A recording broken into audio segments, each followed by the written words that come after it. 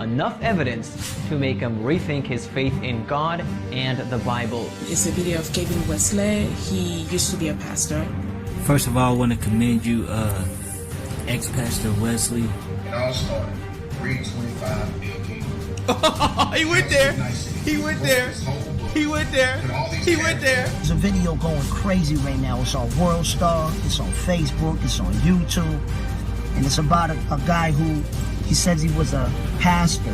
There is a God, but he believes that the Bible has too many inconsistencies and that there is nothing historically that backs up anything that the Bible says. He has left the church and the Bible is not real. I hope that you become the next TD Jakes of the conscious community. I hope that you blow up. Wanna fly, can you take TD. Give me a star to reach for. What it takes. And I'll go so high. I'll go so high. Won't touch the ground. Nah. Take these wings and Pull pull these strings and stitch these wings wings before we all fall down. We just want the truth. The truth. Why? Consider make these walls fall down. We just want the truth. Why? Consider make these walls fall down. Ain't I the closest thing to an angel with broken wings? Can't fly. People tried to kill him, but he can't die. And he can't deal with the pain, the damage he inflicts on himself remains, and he can't heal when he's supposed to. So as opposed to having energy, he doesn't. He's been exposed to the truth, and there's an enemy between him and God. So much chemistry between him and I. Chemically we're the same, so I guess he is my inner side. Intertwined, him and I are the same chemically, You got that medicine, it better be proven clinically to heal him. Better yet, kill him. Until then, I represent truth, and that's all I gotta say,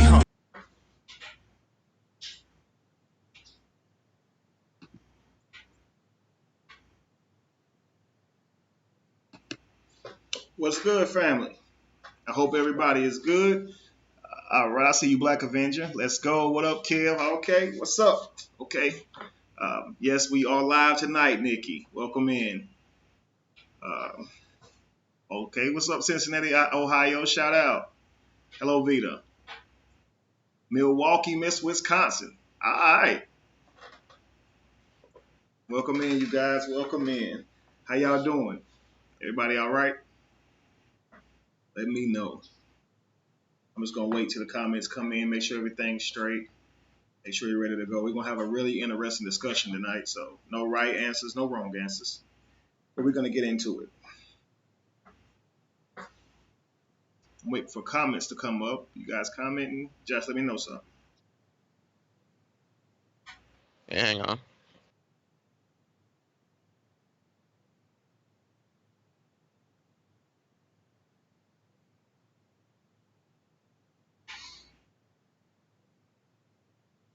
There is a God, but he believes that the Bible I see a couple of you guys on, while we get that straight on YouTube, I see a couple of you on Facebook. What's up? Let's see here. Henry Roberts, Theodore, Brian, Percy, Jeremy, Jeannie, Anthony Ball, what's good with you? Zozo, what's good? Grant Jones, Kenneth Patterson, what's good, brother? Let's see here. Tremaine King, what's up, brother? Rhonda Watkins, hi, how are you? Indeed, brother. We about to get it in, Bobby. Edward, okay. Shout out to Jersey. Darian, what's up? What's up with you, 100? I appreciate that, Kenley. Man, I got more like them, man. I'm about to start breaking down a lot of my songs, man, and showing a lot of them off. So when I come back from my surgery, man. So hopefully everybody likes that. I see you, Mississippi. Bradley McGee. I shave, brother Brad. I see you. All right, cool. So I'm about to focus on the YouTube. We got it back up and going now. So if you're on Facebook and you want me to respond to your comments, please come to YouTube. All right. So let's get it going. All right. So let's see here. Check you guys back out. James, what's going on? King Rouse, yo, Brick. Oh, shout out to Cincinnati again. Let's see here. Vincent asks, how's my health? Well, for those of you that don't know, I do have to get this surgery as soon as possible. That's actually 2 days from now, so that's Wednesday. I found out late last week. He called me after the endoscopy to tell me that the stomach lining didn't look good. He didn't find cancer, but I do have ulcers in my stomach, and ulcers make the probability of the cancer higher. So he went on ahead and told me, man, you need to go ahead and just get it removed as soon as possible. So, man, I'm just going to do that. I'm not prepared for it. I don't have the funds to do it, but I ain't about to sit here and let the Matrix keep me, like I'm not about to die because of the Matrix. You know what I mean? So I got to do what I got to do. What's up, Tyler? What's going on, Don? Bobby, I see you. John Paul, what's going on with you? What up, Mr. Wesley? I see you, Philip Irvin. I hope everything's well with you. Thank you, Generate. I hope that you like what you hear tonight. So we're just going to be getting into it. Tonight's a really broad topic. I know. Just how programmed are we? So we're going to really talk about this programming, man, and really just talk about the matrix or the reality that we create every day. The way we project this reality or create this reality is because of what's already been programmed in our mind. So we take what we have learned and then we go out and implement what we have learned without fail, right? So that contributes to a lot of the world that we have today. Let's see here. Thank you very much, Queen Nubia. Thank you all you for wishing me health and all that kind of stuff. I definitely appreciate that.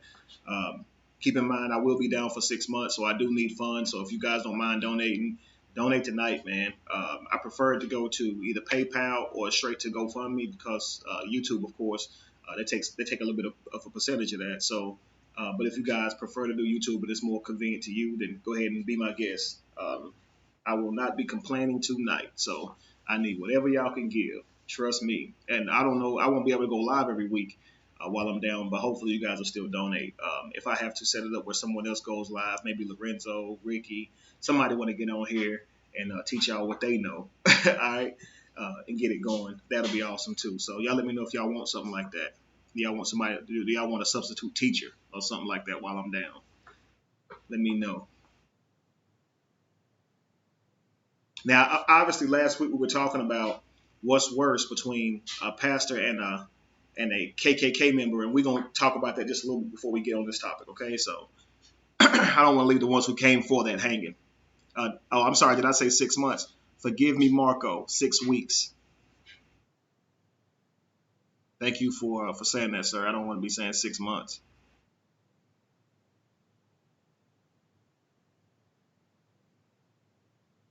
Kylan, I would actually like more information on that too.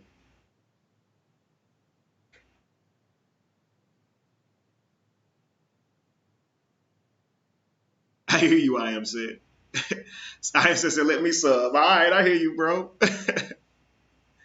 And again, here's Nandy from last week saying the pastor is much worse. I mean, listen, man, it's obvious a pastor is worse. You know, a KKK member cannot usurp authority from your wife, from your husband, from your parents, from your God, right? But a pastor can. They can literally usurp the authority away from any person who would have authority in your life by declaring that they have a word from the Lord. They can usurp the actual power that you even give to your God by claiming they have a word from the Lord. Most people, they get their way of life and their morale or what God likes and doesn't like from their pastor. So they're subject to his opinion. If he feels like you can wear shoes that's open-toed, then you probably can. And God's probably okay with it. If he doesn't feel that you should show your feet, then God's probably not okay with it. See how that works? It's one of those things where it's that gray area type stuff where you might have one pastor who see the scripture a certain way rather than another one, and they don't really split hairs over it. You understand what I'm saying? Just for the sake of it, I just used cryptic language. I said split hairs over it. When you read the Bible, if we said that someone split hairs over it, and if you're reading the Bible, you would think that someone literally split hairs over a decision, right? And we know that no one literally splits hairs. So that's cryptic language, which is used often more times than not in the Bible. Actually, the Bible says that Jesus spoke in parables, and without a parable, he never spoke. So Jesus never spoke without speaking in a parable. What is a parable? A parable is something that means something else. It's something that's said, but it means something totally different, and that's why it's a parable. Kind of like the grumpy old troll that lives under the bridge, right? Or the story of the Sphinx. Before you can cross this bridge, you have to answer this riddle or this parable, right? So that's pretty much what sums it up when you're talking about the Bible, or even in many different religions when it comes to cryptic language, right? Or whatever. So when it comes to cryptic language, these are the deciding factors for pastors, what they want to think it means. You see what I'm saying? To the person who asked about my stomach, would I be able to eat food without a stomach? Yes, I would. The stomach stores food, whatever. So without the stomach, I would have to just eat more frequently and smaller meals, as I couldn't store the food. So I would just have to eat frequently and smaller meals. For those of you who asked. In case y'all wondering, yes, I'm freaking nervous. I don't want to do this crap. This surgery is like 8 hours long, and I don't want to do this crap. So, just that being said, yes, I'm nervous. Everything is making me nervous right now. So, y'all, I must really love y'all to be doing this. I really should be spending time with my children or whatever. The surgery is on Wednesday, so I wanted to go ahead and at least be able to chop it up with y'all before I went and did this surgery, so because I do care. I do love you guys. So let's make tonight memorable. Let's have a good night. So make sure y'all comment, make sure y'all share, y'all liking, all that good stuff. So again, we're talking about a pastor. How can a pastor usurp the power or the authority from other individuals in your life? So that's my question, guys. How can a pastor usurp the authority from the other people in your life? How can your pastor take the authority away or assume the authority over you when your father, your mother, your spouse, someone else should have more authority in your life, but your pastor now has it? How are they able to do that?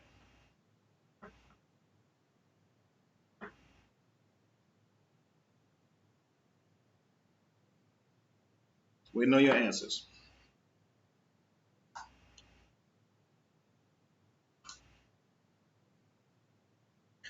Scriptural manipulation. Wow. Esther, that is a very, very good answer. Wow.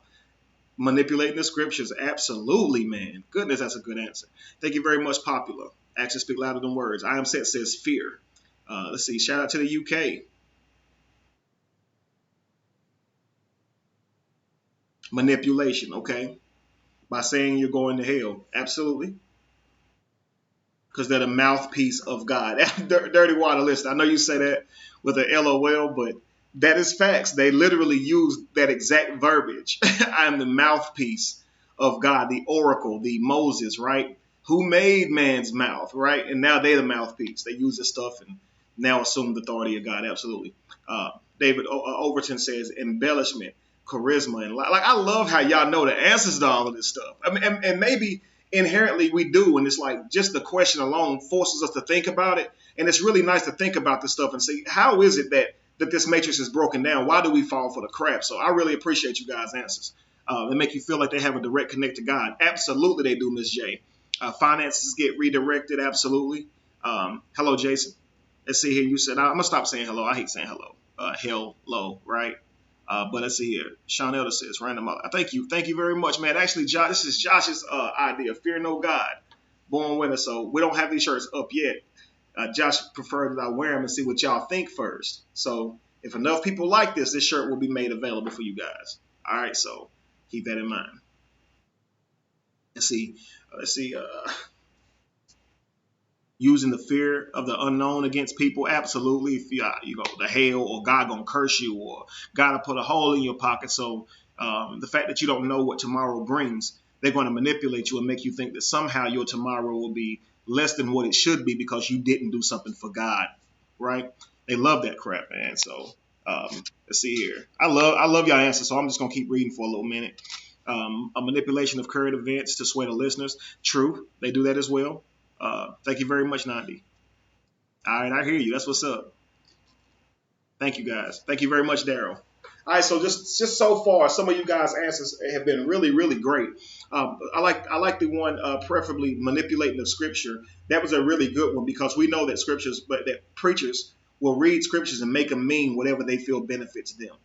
We have all heard preachers preach in church, will a man rob God? And they use this scripture to try to say that people are literally robbing an invisible being in the sky, like robbing, like at gunpoint. How can you rob God? Right? But they'll somehow make you believe that not giving your money somehow means you're robbing God. And you don't do the math. And so you just sitting there feeling guilty, scared of God for getting you back for robbing him. You see what I'm saying? For the penalty of robbing God. What is the penalty of robbing God? You will be cursed with a curse. Nothing you do will succeed. It'll be like as if you had a hole in your pockets. Think about the psyche of this stuff, telling people this stuff, y'all. Let's see here. Let's see what.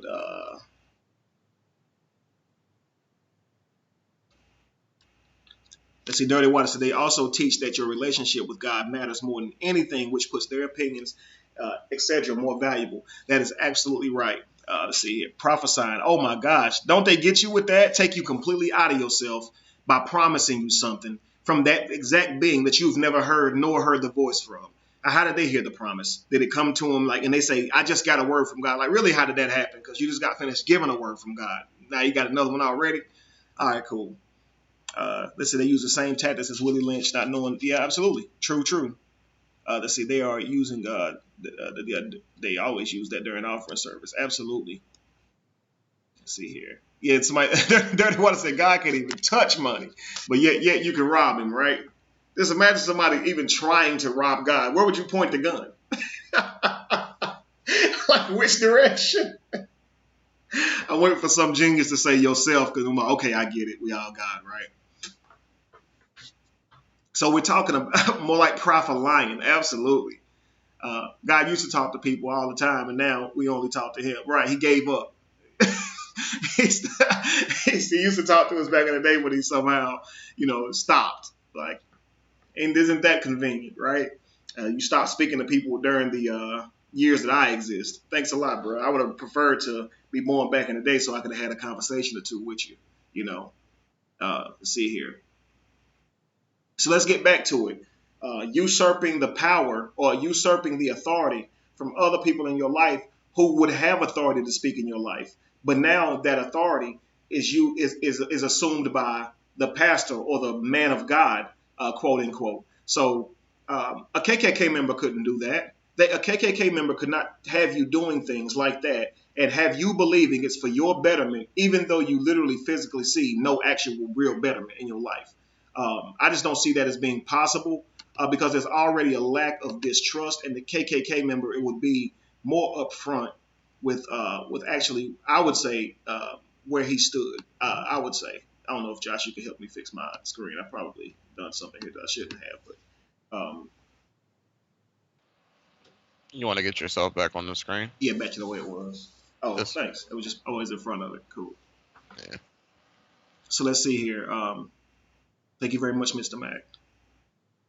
Right, Deidre. We know the intentions. We know that even if we don't know their direct intentions, like what their intentions, like what they're planning to do today, we know that their agenda is to protect or invoke fear in black people while protecting their white race, so to speak. We know that they are not pro everybody, right? We know that they are racist.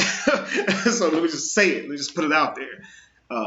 So we know this. When it comes to a pastor, though, you really truly never know their intentions. You can have a good-hearted pastor who really strongly believes that they're using the information to help people further themselves. They can be true. I mean, they can be true to themselves. But this still would be a flaw or a detriment to the community because no matter how strongly they believe in it, it doesn't make it right. I said last week that you can slave, someone can give you poison food and you can cook it with love. You can prepare it the best way you want to prepare it, and you can feed it to your children with all the best intentions in the world. Man, but if it's poison, it's going to be poison. It may taste better than other poison, but man, it's going to do what poison do, right? A rat cookie only has 3% poison in it, right? So why does the rat eat this cookie? It's probably not because poison tastes good, right? It's because the cookie tastes good, but what's in the cookie, right? So It's like if we can find now most things in life, if we say let's weigh the pros and cons, and so we say if the pros outweigh the cons, then that's a good decision. If the cons outweigh the pros, then we should not do that decision or should not decide in that way.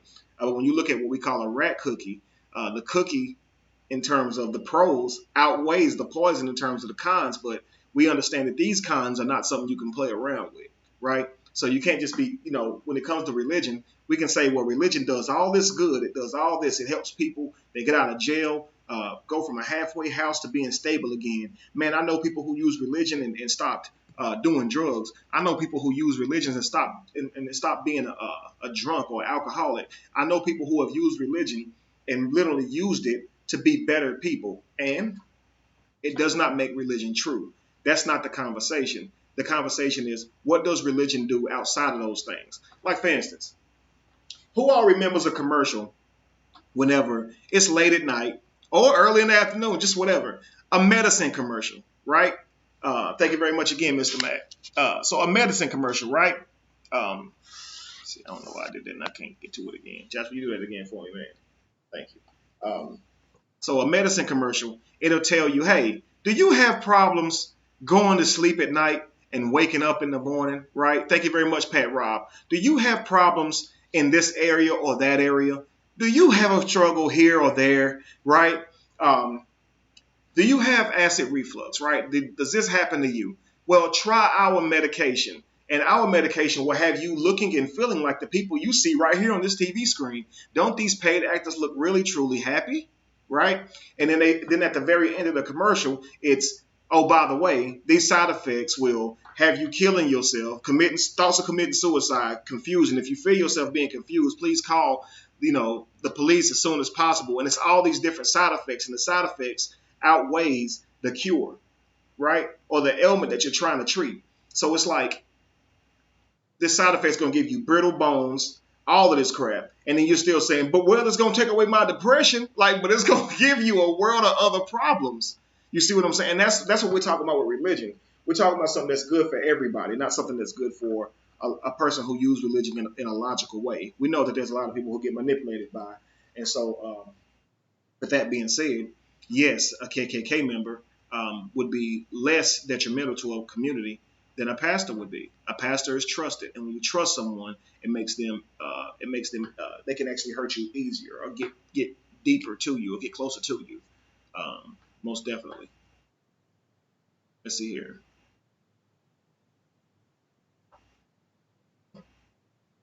All right, so are we ready to move forward, or does anybody else have anything else to say about this topic of the KKK member and the church and the pastor?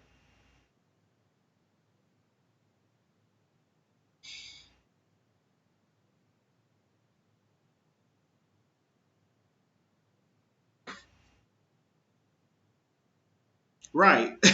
Take this for asthma. Side effects is shortness of breath. Right.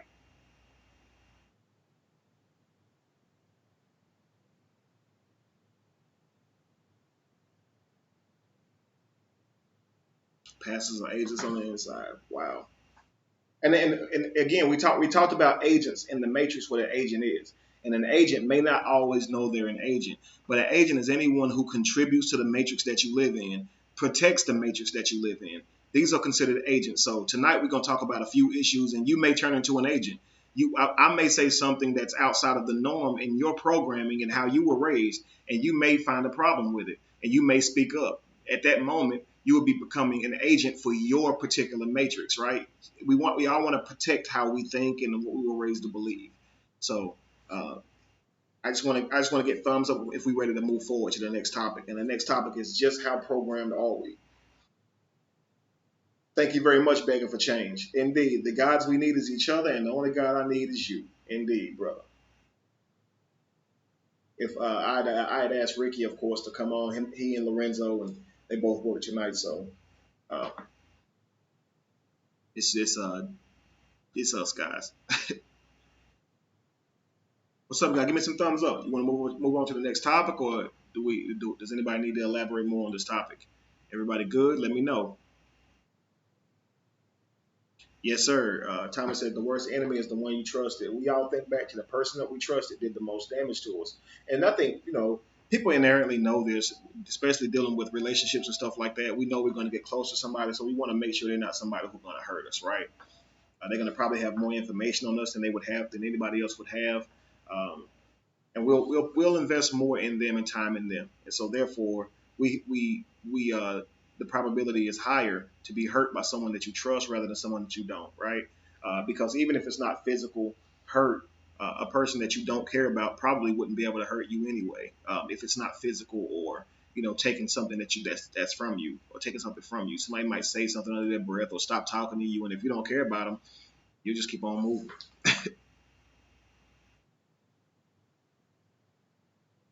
All right, cool. Mr. Mack said he's trying to figure out how to donate more than the amount that's allowing him to. Mr. Mack, I tell you, man, I had watched someone's live the other day, and I tried to.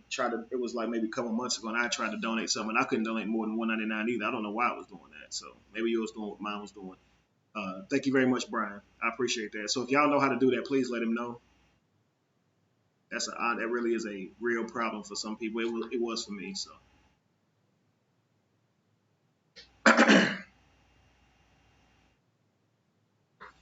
So guys, I'm gonna let y'all choose.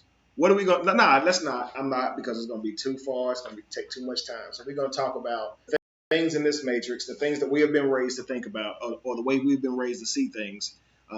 Just how conducive are they to having an actual peaceful world or a healthy world, even for ourselves? So we're gonna talk about that. That's our topic for tonight. But really, how programmed are we?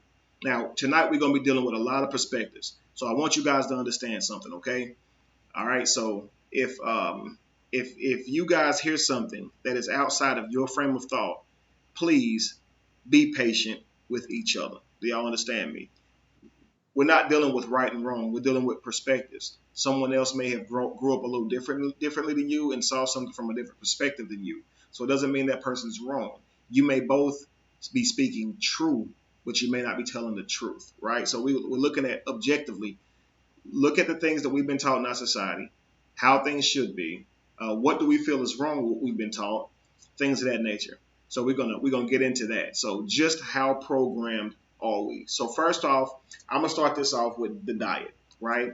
So let's just kick it off with diet first, right? Let's be boring for a second. Now, what is diet? Diet is anything that you take, right? Or a diet is the ability to control what you eat, right? Or it's just a eating habit or regimen. But most of the time someone says, I'm going on a diet, they're saying, I'm going to control what I put in my body, right? What's going on? Okay, I see. Thank you very much, Becky, for changing. Delete those weird comments for being weird, people.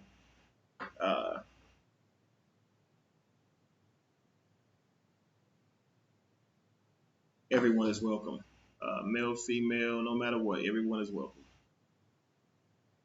I'm just gonna give him a time to get that straightened out, because I'm seeing really all those comments and I want to see. It's fine. It's done. Okay. Thank you very much, Black Queen, for the donation. Actually speak louder than words. So a diet, guys, is the things that it was like, you say I'm going on a diet. What you're saying is I'm going to take control of what I eat, of my eating habits, right? But if you know that you could always say, what is your diet like? So someone would then tell you basically what they eat daily, right? So let's talk about diet in terms of what it is that we eat daily, things we were taught to eat, things we were taught was okay to eat, and go from there, right? So we do know, of course, we have a lot of people in this world now deciding to be vegan. It's like a whole thing, right? So people are like it's a fad or whatever, but people are saying, hey, I want to make better health choices and things like that and go vegan. Some people are saying, hey, I don't want to eat animals, so I'm going vegan. Whatever the case may be, people are deciding to go vegan, right? People are choosing many different diets for different reasons, if it means a step in moving forward towards health. So some people were direct meat eaters or whatever. Thank you very much, Tim. Thank you very much, Sean Elder. Actions speak louder than words. So many people were eating meat already, and they decided, hey, I'm going to go pescatarian, right? I want to eat seafood. And so they're making these changes and to being able to go vegan or just to have a better lifestyle, period. But I want to talk about diet and things like that just for the simple fact of the matrix that we live in, because we're talking about being programmed. So in our matrix, we were brought up eating certain foods. Now, not typically about meat or meat eater versus vegetarian, anything like that yet. Let's just talk about what we were brought up eating. On a norm, we weren't brought up eating Thai food, right? Or what we call Chinese food or what we call Japanese food. If you are what we call American, you grew up on American cuisine, right? Our type foods, mashed potatoes, stuff like that. Now I just named one food, right? Like how you gonna name one food and just say stuff like that? But American foods, right? So anything that's outside of your matrix, outside of your paradigm, anything that's outside of anything you ever tasted, you're probably gonna turn your nose up at, because especially it looks weird. If something looks outside of something that you really saw, if something smells outside of what you know is food, you're gonna automatically be like, right, not really trying to eat that, because it upsets your I guess your habit. You're used to eating these type of food, so now a strange food or a strange smell, a strange looking food is going to make you say, I don't know if I really want to eat that, especially if it don't look like something that you can relate to, right? So you're going to be really weirded out about the food, and you're going to literally be trying to taste it more than you would the stuff you're used to eating, right? The other stuff you eat, you just eat it, right? But when you're trying something and you really sit here trying to think about if you like this or not, whole different scenario whenever you are brought up doing something. Now I want you to see how our diet is just like religion. That's really what I'm trying to do here. I don't know if anybody grasped that yet, but whenever you've been brought up in a certain way of thinking, whenever you hear something that's accustomed to what you're used to hearing, you eat it up. It's really easy to eat and just regurgitate information that you've been getting, right? Literature that you've been getting. And when someone gives you something that is outside of what you were raised to believe in, you're going to really, really be skeptical about it. Like, you know, like when you taste some food you never tasted, you're going to be really probably looking up in the air and popping your tongue, you know, because you're trying to get your taste buds to really pick up the flavors and see if you really like this. You're going to smell it first, all this stuff, really checking it out. But when it was Christianity or whatever religion you were born in, you didn't really care. But if someone was giving you anything contrary to what you believed in or something different from what you believed in, you were skeptical. Might even have laughed at other people's beliefs, said they was wrong. You may have even laughed at other people's diets and said they were wrong, right? And we've talked about it on this show many times, how down to the animals that we eat here and then the animals that other people eat in other places, right? So we know that we have all these morale, all this morale tied to different meats or whatnot, right? Are you vegan? Are you, a meat eater? That's what we say in our world, right? We don't say, do you eat dogs? Do you eat cats? Do you eat rats? We don't say stuff like that. Thank you very much, Amari. And we don't say stuff like that because we don't expect that, right? We know you don't eat dog, like not over here you don't. So we don't look at you like a dog eater. We just look at you like you're either a meat eater, a vegetarian, a pescatarian, Presbyterian. I'm actually kidding. But you either one of those, right? And so we don't really get too far out with the actual specifics of your diet because we don't assume that you eat something that's outside of our diet. If we say I'm a meat eater, but then you find out, okay, let's just say, for instance, guys, meat eaters, raise your hand. Meat eaters, give me a thumbs up. You are a meat eater.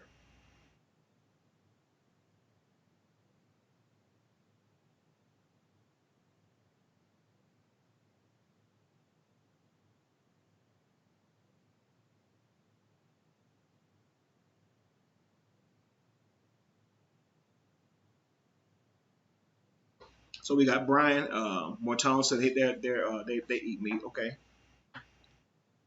So we got three whole people in the whole room that eat meat. Okay, cool. 4 people. Okay, it's piling up now. All right, cool. That's cool. That's enough. All right, so we got meat eaters in the building. So we meat eaters, right? Let's just say you guys are meat eaters. Now, how would you guys feel about me if I ate horses? How would you guys as a meat eater feel about me if I ate horses, cats, dogs? How would you guys feel about me if I ate those animals? Now, the ones who don't eat meat, you don't have to answer. But the ones who do eat meat, how would you feel about me if you found that I ate a meat that was viewed as a pet, something that we shouldn't be eating? How would you feel? So Indigo says that, okay, that I see the faces there. That'd be your decision, okay? But not as much as I used to question pork, okay? Ew, right? We couldn't hang Maurice. Now, I appreciate the honesty. Like, look, let me just say this. I don't want people to, to say it'd be cool if you really don't feel that way. I just want you to be honest. There's no right or wrong here. Of course, if something's outside of the norm, it would weird you out. That's absolutely okay. So that's kind of like my intention. I get that. So my Babbitt said I eat alligator, and of course that's something that's pretty common, here. That's why I try to name something that we actually keep in the house as pets. Like I think once we get that connection to it that it's a pet, we now believe that it's not okay for food, and then we judge other people who look at that like it's food. You see what I'm saying? So it's like if you have cats and dogs, and we now of course we have cats and dogs and stuff as pets, rabbits and things of that nature. Animals that are closer to you, domesticated animals, you're gonna look at them more like they shouldn't be eaten, right? Versus if someone else ate a dog or whatever, you would be upset. But you eat cows and don't care about, the cultures of people who value the life of a cow, right? Popular said to each his own, and I agree. It should be more about, of course, your health and things of that nature. Now, me personally, I believe that if we don't need animals to survive, then why eat them, right? But I do understand that there's habit. I do understand that we grew up eating meat and things of that nature. What I want to do is I'm gonna take a little minute and show you guys a video and see how you guys take this video. It's funny to me. It's if you guys watch All Def Digital, you got Tony Baker. Out of all the comedians on there, he's probably my favorite. Like Tony Baker, just a funny dude everywhere. But y'all know Kev on Stage and all these guys. But either which way, they're sitting here and they're going to taste test vegan soul food for the first time. I don't really want you guys to focus as much on how they feel like the food tastes, because we know it's new to their taste buds. So if they don't like it, it's because it's new to their taste buds, most likely. Most of the foods we eat now, we didn't like them when we first ate them. So it's common. But I want you to look at how they're so skeptical of literally vegetables. Like, just watch how skeptical they are. Just there's no information given to them, of course, before this show on how bad meat is for you, how bad milk is for you. So none of that is laid as a precedent. We're just merely talking about meat eaters saying, hey, I'm going to try vegan food. And just, of course, you're already predisposed to believing that. You got to get your protein from somewhere, so we need meat. Then you got the idea that plants can't suffice, that you need a meat as a dish, or as a part of your meal. You can't just eat vegetables, right? So I just want you to look at their reactions, guys, and just look at how they are very skeptical about vegetables. All right, so no further ado, let's get into that.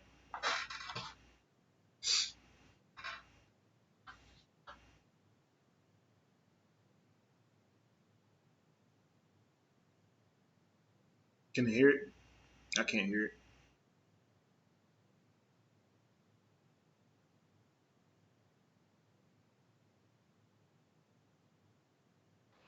Kind of see, because right now I can't. Your computer is like not letting me see your levels. I think they can, but I don't know. That could just be me talking. Because I can't hear it at all. Can you guys hear that? I probably know what it is. I know what it is. Okay.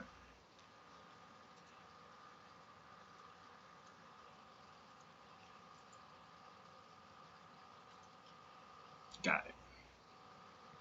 What up, man? My name is Doughboy. It's It's my good friend Teddy Ray and my bro Tony Baker. I'm Kamira White. I'm here with my girl Precious Hall. And this is the first time that we're gonna be trying vegan soul food. Vegan soul food. It don't even go together. Soul food is life. It'll wake you up and put you in a coma in the same place. It'll kill you. Okay, so when you think of soul food, Kamira, what do you think of? Good down home South pork, macaroni and cheese, chicken, grandma, big mama, no bra. With the old grease. Collard greens, cornbread that tastes like cake. It be feeling like an extra dessert. Red beans and rice. I feel like you're not gonna eat. Are y'all still saying no Stop sound? eating stuff that even tastes like meat. You chose this life. No meat, no dairy products, no none of that. Or there's something on their end. No, they're still coming up as no sound. There's sound. I'm listening to the stream. All right, cool. So I probably will eat all meat before I eat all. Straight up. What's that diet? Protein. And I think the fact that we are in Los Angeles is probably the only place in the world where you can get vegan soul food. Now let me just stop them, y'all, because like you saw someone say that, I'd rather eat all meats than all vegetables. And I mean, don't get me wrong, man. I've been there, like, because it's coming from a place of, for lack of a better word, don't be offended, but ignorance just means you're not within the know. You're not aware. Thank you very Let me much, take the Marco. mouse for a sec.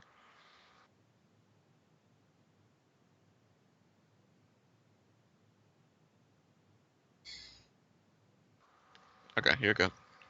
Okay, so now one of them said, of course, now I'd rather eat all meats than all vegetables because meats is masculine and vegetables is like feminine, right?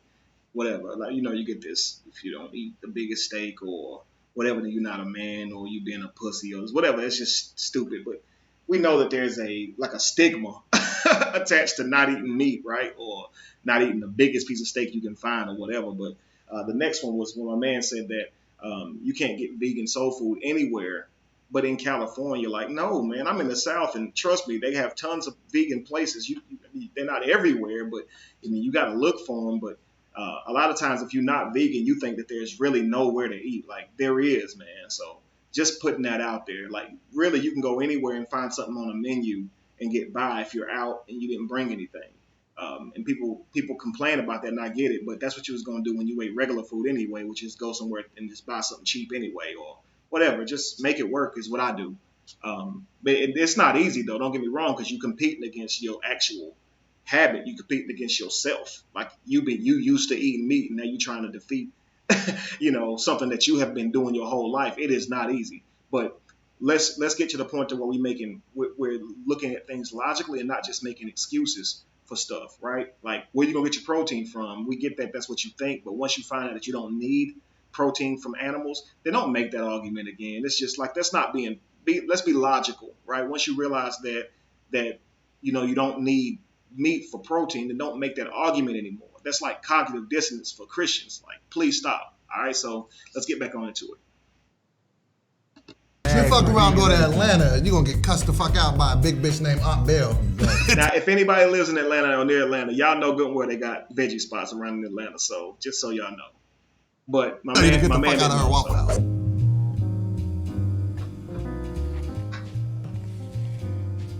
Okay, so mac and cheese. This is my favorite shit, though. Is it really? Wait, it's vegan though. They ain't even real cheese. Yeah, it's not real cheese. Man. It's fake cheese and fake bacon bits. Why? That's some good imitation bacon. 3, This mac and cheese watery? 2, 1, go.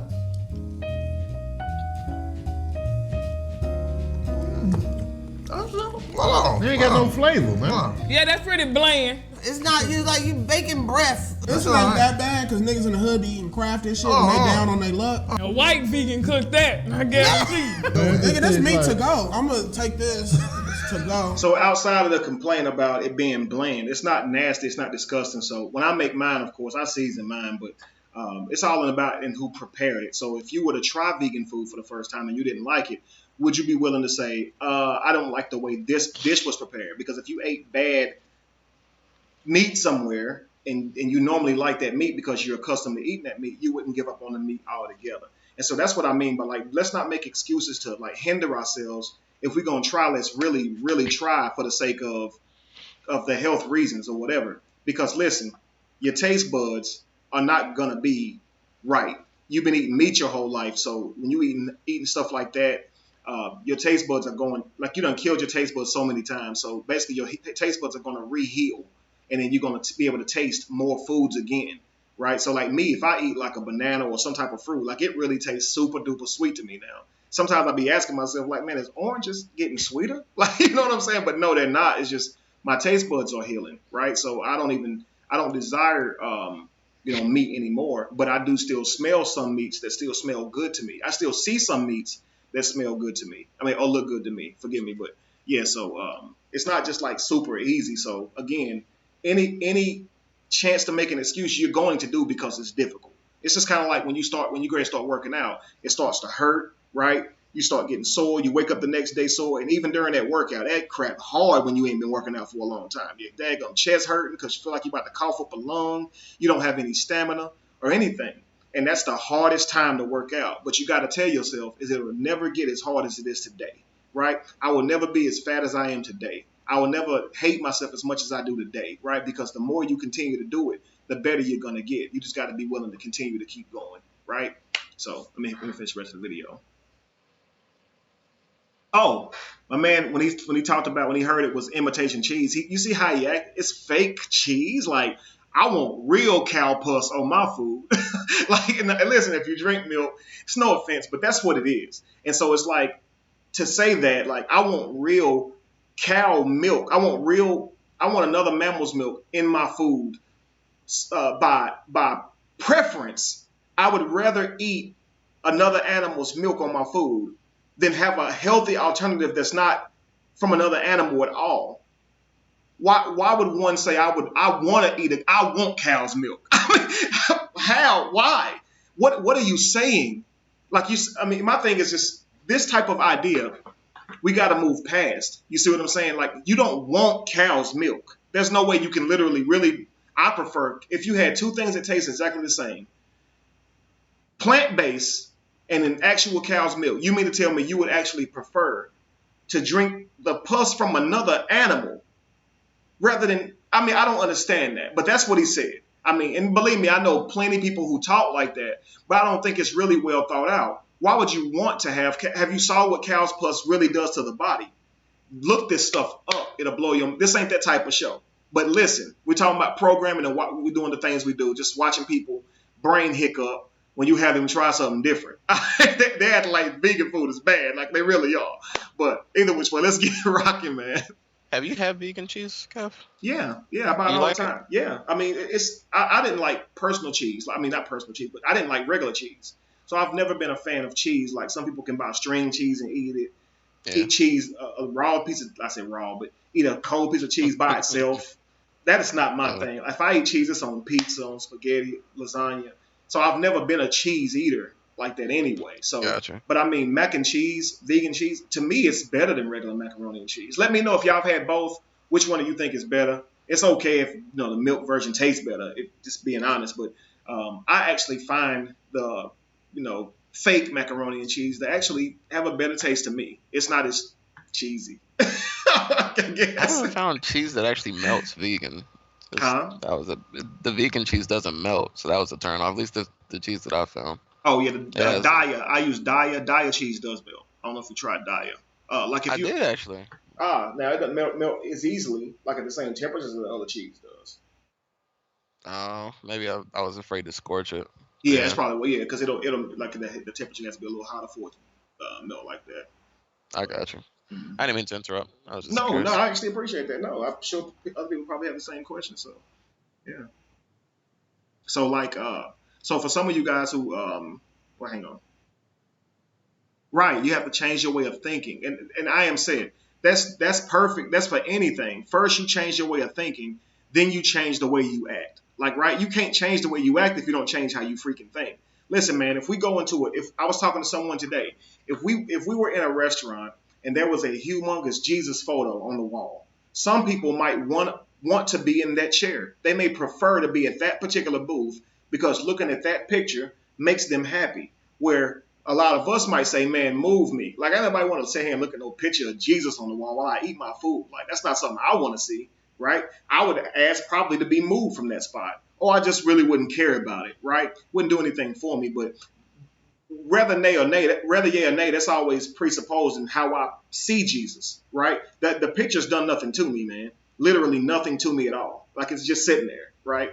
How I see the picture is really literally everything in the entire world. Like, if you were scared of ankhs a long time ago and you like ankhs now, then you just program yourself to like an ankh. It don't make an ankh more powerful than a cross. Now, we can look at the ankh and say what an ankh was first, and symbolically look at the meaning to it. Look at the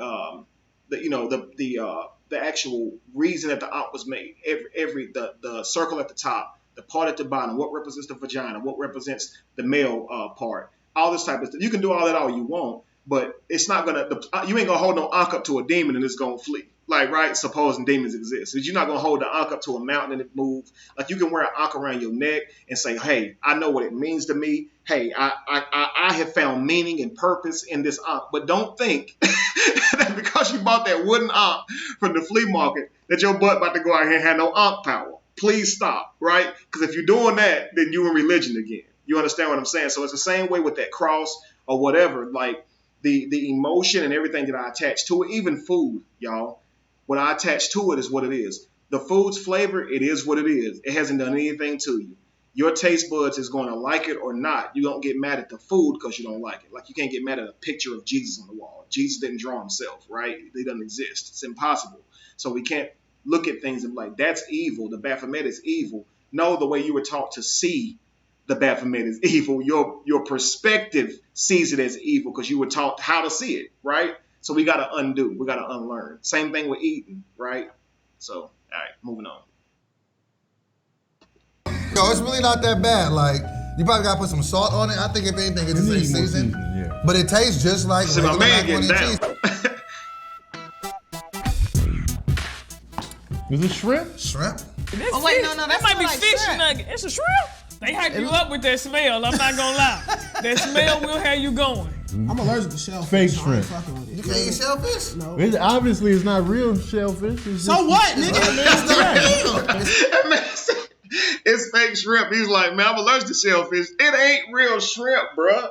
Like, what's wrong with y'all? Listen, man, I was watching one of these things, and it was vegan too. I think it's they tried Mexican food for the first time, and there was lettuce and tomato on a burrito, and so he was naming what was on the burrito. He's like, it's got lettuce, tomato, and then one of them dudes said, I thought vegan is no animals, and dude looked at him and was like, dude, you know lettuce and tomato is plants, right? The look on the dude's face was like, that was real news to him. And he looked at him and he asked the question that I ask people when they do something or say something super stupid. I simply ask, who raised you? Because I don't want to blame you for being that dumb. I would rather blame somebody else. So who raised you, please? Who's responsible for this atrocity that's in front of me? That's like my thought when I asked that question. This dude thought lettuce and tomato came from animals. What animal yields a lettuce and tomato, man? That's really wild to me. I'd like to know what he was actually thinking at that moment. But some of these dudes probably high when they on here anyway, but I ain't gonna never get that high. But either way, they eating shrimp now, and so they're looking at the shrimp. They're like, man, it looks just like shrimp. And then you can when I hit play again, you're gonna see that they prefer it to be actual shrimp. But let's watch their reaction to the shrimp or whatever. So they was okay with the mac and cheese. Some of them said they can handle it, just need more seasoning. But here's the reaction for the shrimp. Tofu, nigga, you okay? You gonna give us this no marinara?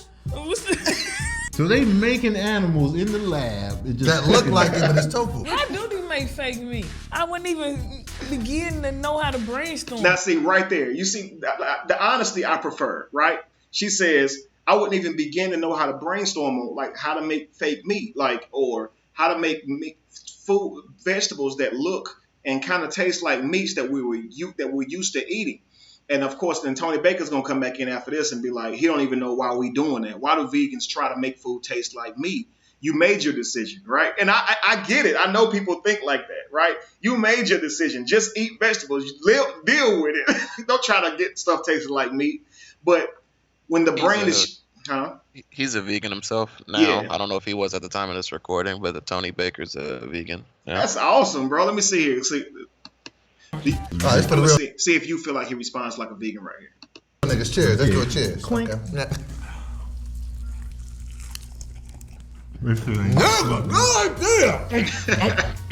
And fuck these bitches and fuck these hoes. That ain't half bad. That's what I'm stunning. I can be a vegan shrimp, bitch.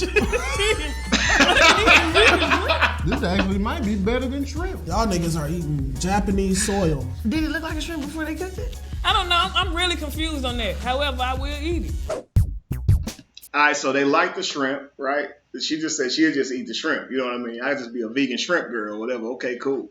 But of course, Tony Baker said either, I guess it was before, he said, why even do that? Why even make it look like meat or whatever? But I say it's because we just used to eating meat. We're used to the taste. We're used to how it looks. So if you can make something kind of look like what you're used to, it makes it easier on the brain. It makes it easier, I guess, to get down.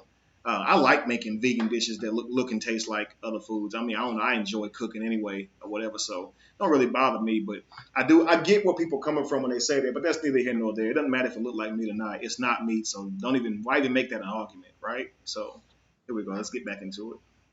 Now the chicken part is hilarious. Like, I don't know who made this chicken, but it didn't go over well. I'm gonna go ahead and see what we got next. Now see, this is the bullshit I'm talking about. If you're gonna be a vegan, commit to the lifestyle. Why you got some fraudulent chicken This look like right a here? goddamn, like it came straight off a banquet TV dinner. They took it to the extreme with this one. Can't be like, oh, it tastes just like chicken. You ain't supposed to be tasting chicken. Here we go. You made your choice. It looks like something you give to the kids that ain't yours. Just your husband's side kids. This taking vegan to the extreme.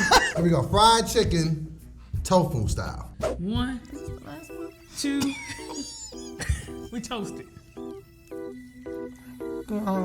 Oh hell, it is a bone in this shit. How the fuck they got tofu bones? What? Look, see, it's a piece of wood in there. I told you it's a piece of wood. Yo, What the hell is this? What the fuck is this shit? And right out This that is so skin. fake. Look, it's a patty wrapped in fake skin. It came right out the skin. Now look how they. Like, this is what I'm saying. It's okay, but look at how they're so skeptical about this dish. Didn't even want to taste it first, just breaking it up or whatever. If it had been chicken, man, they wouldn't have cared how you. It could have been a complete stranger's chicken. They wouldn't have cared how they seasoned it. They wouldn't have asked what you put in this stuff. Did you wash your hands? None of that. They would have just started eating because it's something they're used to. And this is what happens when you say, how can you go to church and listen to the same dude preach the same crap? Because they're sleeping. They turn their brain off because they used to being up under that dude. They comfortable, right? They're not being challenged. They're in their comfort zone. You see what I'm saying? So when you in your comfort zone, there's no need to validate. I know, like, I think that Lee Sean, if he was here, he definitely knows.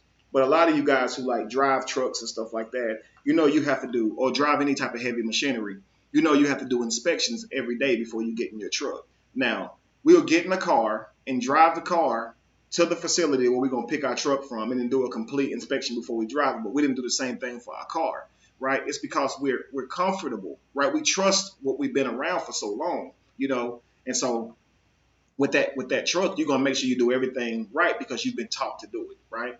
Well, we got to start doing that with life. Like, observe the stuff that somebody's saying to you, right? That somebody's giving to you with the same skepticism as you would challenge something else. Like the stuff that's common in your life, that's where you want to apply the skepticism. Like, I'm not saying don't apply skepticism to new information. Most definitely do. But what we need to be skeptical is the crap we already have approved of. That's what we need to be skeptic about, right? Agree or disagree? We need to be more susceptible of new information or the old information that we already have. I think it's time to be skeptical of what we think we know already. That would be the way. So, but again, he's tearing this apart and he's looking at it like it's nasty, you know. Like, now, again, it ain't gonna have the carcinogens in it that's gonna cancer-causing carcinogens, all the bad stuff that's in meat, the stress and stuff from the meat being, you know, encaged and all that stuff their whole life or whatever. None of that stuff is here. But he's picking apart vegetables like, ew, look at how they did it. Like, it's fake chicken. Of course they're gonna bread it and use tofu and stuff to make it look like something to you. But they're really just being real hard on it, right? But just watch.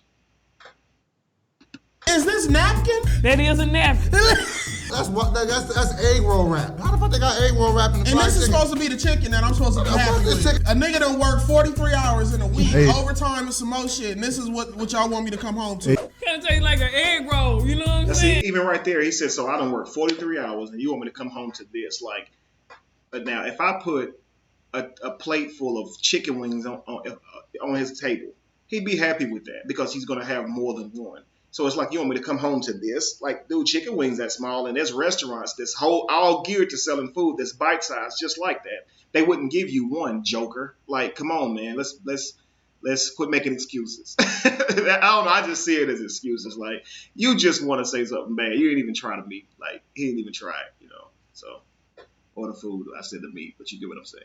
This tastes like chicken flavored Spam. Bro, there's so many real niggas in my family that know how to fry chicken, and that shit is a disgrace, my nigga. I gotta call my mama right quick. Overall, I would have to say the mac, cheese, and fake bacon was the best. Mac and cheese was the only thing I fuck with, and that's because, you know, I fuck raw mac and cheese. Shrimp. That's shrimp. Oh, the shrimp. Okay. But the shrimp, though. The shrimp was fire. That chicken was 100% bullshit. When it shows up on the plate, it looked all right. You leave the club with Kim Kardashian, and then that bitch break down into Remy Ma. You feel me?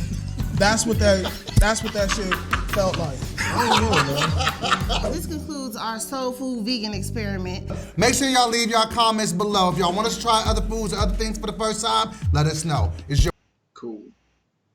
That's Teddy Ray, D Boy, Tony Baker. Shout out to all of them, all those involved or whatever. Let me let it. Boy Doughboy, my man Teddy Ray, Tony Baker. We out of here. Bow. You see the grill, you see the chain. Don't nobody give a Stupid. Oh, okay. Josh, we can transition that off now.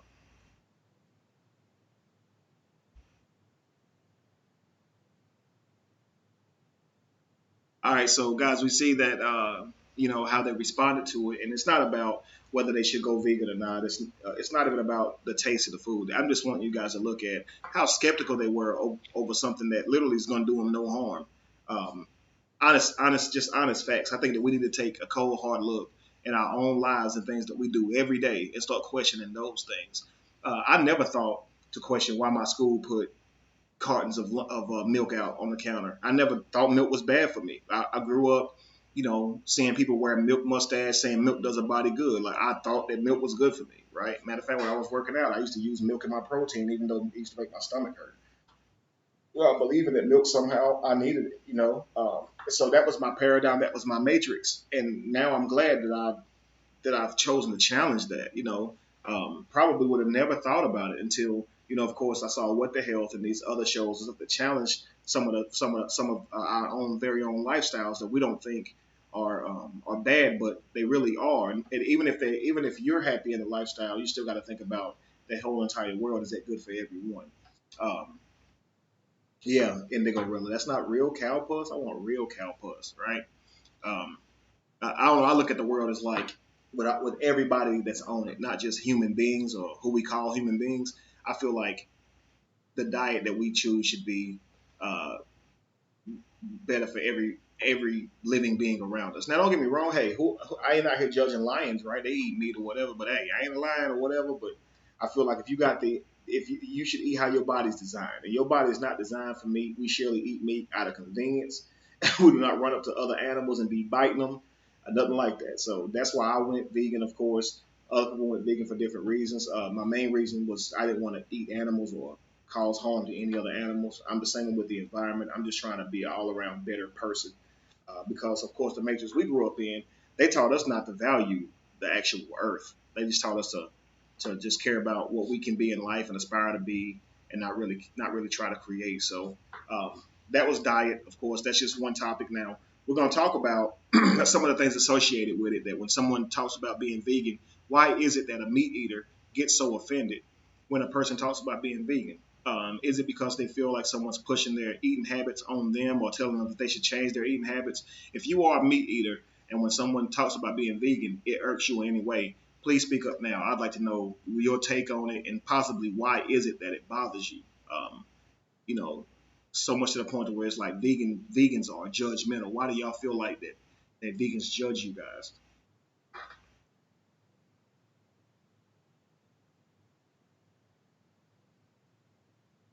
And for those of you that's vegan now, in terms of used to be meat eaters, but you're now vegan, what differences have you saw? Do you feel like your body's gotten weaker due to the lack of protein or whatever, or do you feel healthier? Do you feel more energized and things like that? Let me know.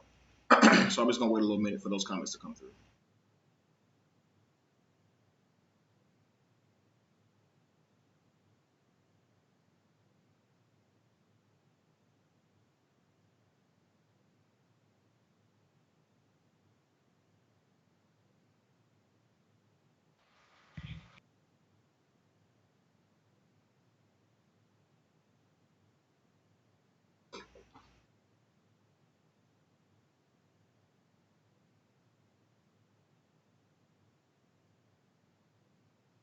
Yeah, people do definitely get emotional, but why? What is causing them to think emotionally when discussing their eating habits versus thinking rationally? Why do they get emotional? That's my question. Because I know that a lot of times we like to blame the people and be like, y'all just get mad every time, but we're dealing with brains. Why does the brain feel the need to protect itself in the way that it does? It does it with everything. It's not just meat. It's not just religion. It's anything that you've been doing your entire life, and now someone's asking you to stop it, and you never saw that it was bad for your life. So that's news. That first off is news to you, and then you're gonna have an excuse to continue doing it because you want to, right?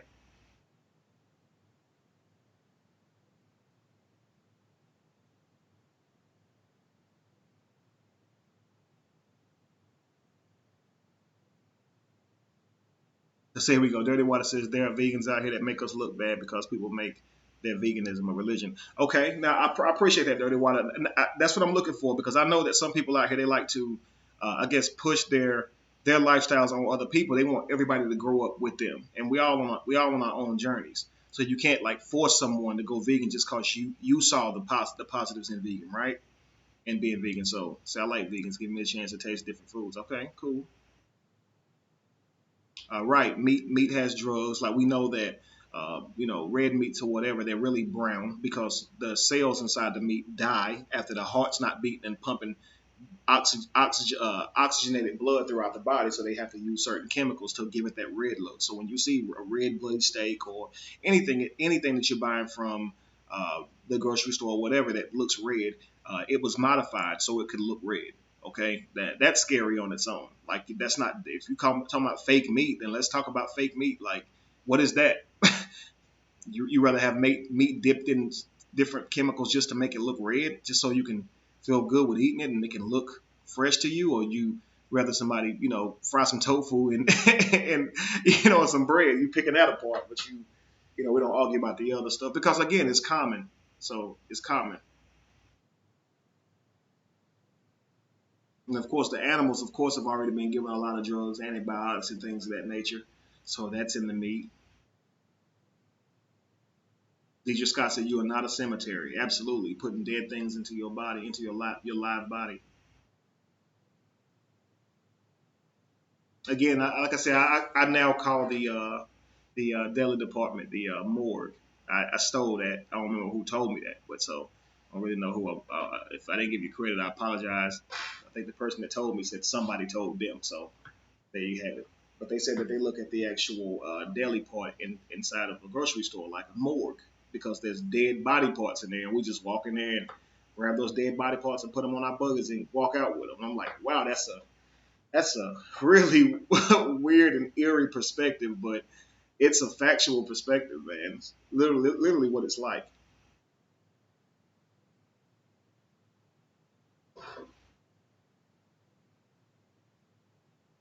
They just made meat seem like the enemy.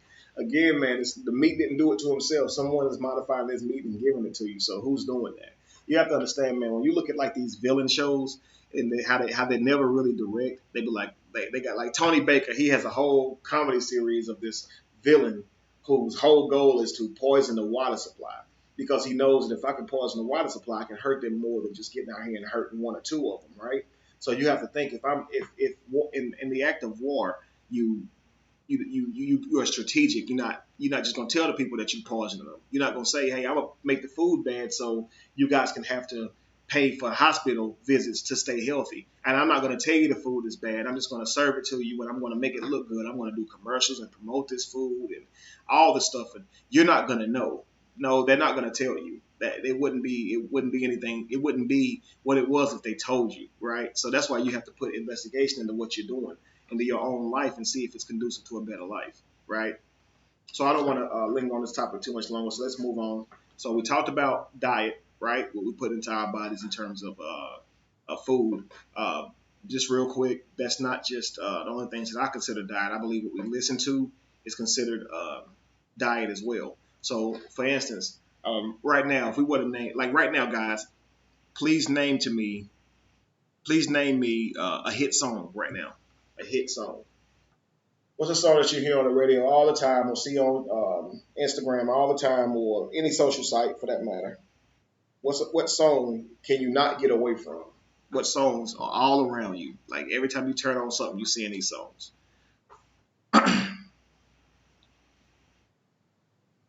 Because I want you to think as you're typing the song, exactly, Kiki, there's one. Yeah, everybody's saying that one. Okay, so we know that. Okay, so here's what I'm saying.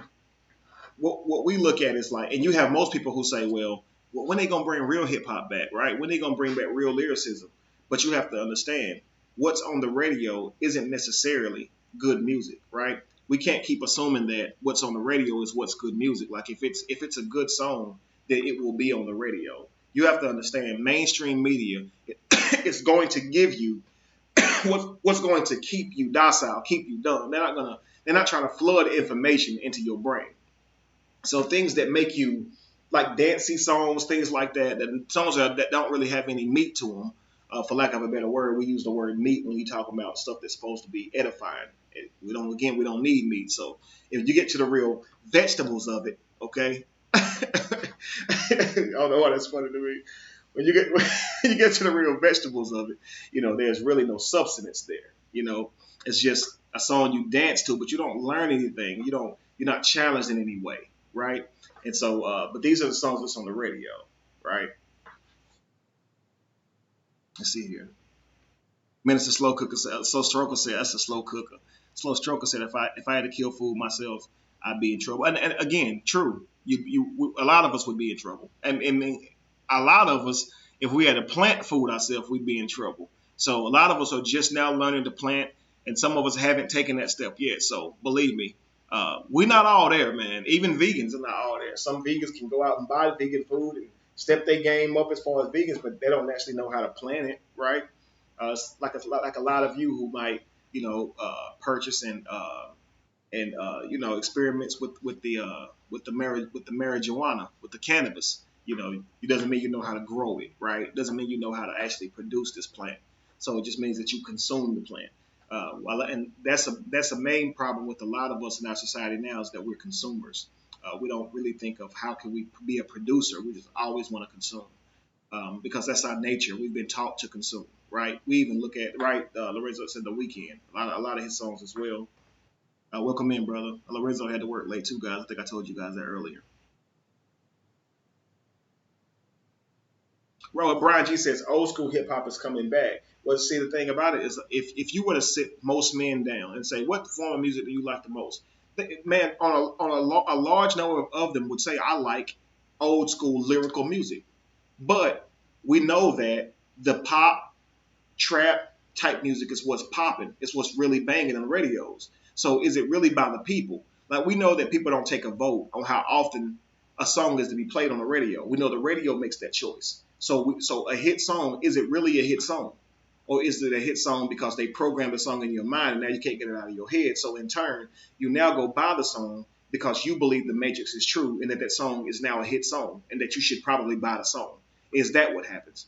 Because I promise you, the latter is what happens. We're not voting to say, put Kiki on the radio again and everywhere in the country. No, the people on the radio play the music. Either somebody pays them or they play it because it's popular. Or of course, it's Drake. He's made himself into the mainstream. But another artist can have a song that sounds really similar, be just as catchy, and that song may never make the radio. You understand what I'm saying? In fact, Dre had a song called, man, what was the name of that song? Dang, it's on the tip of my tongue. But he ended up taking that song from someone else, and then Drake removed the song. But it was a song on a couple years ago, one of his albums, and I can't think of the name of the song right now. I will think of it, and I'll let y'all know. But it was crazy because like he took that whole song, it sounded just like the other dude's song, or whatever. So.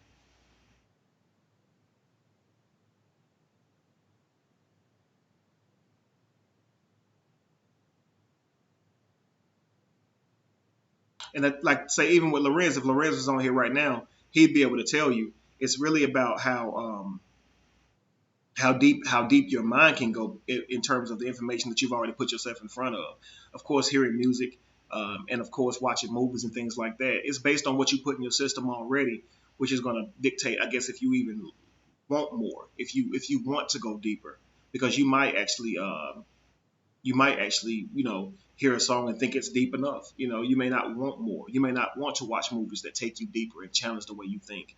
You may prefer things on a very shallow level because you're just frankly not deep. You don't have a yearning for more or anything like that. And that's okay too. A lot of us have been there. So with me though, I prefer to watch what I feel like is edifying to me, not just some stupid stuff, I guess. That's kind of like, that's how my mind works. I prefer anything that's going to benefit me in the long run. I love to learn. So I don't really sit and waste a lot of time on things that don't matter. But let's talk about sex. Who want to talk about sex? So we're going to talk about sex for a little bit in this matrix. How do we decide who we have sex with? What are our standards for sex? What do we expect from someone that we have sex with? Things like that. So let's get into that. For a lot of people now, dealing with people who now are conscious or aware of religion and aware of the world around them now, we call ourselves conscious, awake, whatever name you want to give it. Some of those people say they rather deal with other people who think like them and not go back and date somebody who's in religion or whatever. Many of you may have the same type of thoughts or different thoughts or whatever. If you would date someone who shared a different belief system than you, if you would or wouldn't, let us know, yeah, or whatever. So we'll go from there. If you would deal with a person who had a different mental paradigm than you in terms of religious beliefs, could you deal with that person going in? Now, not if you're already with them, right? I hear you, Malika.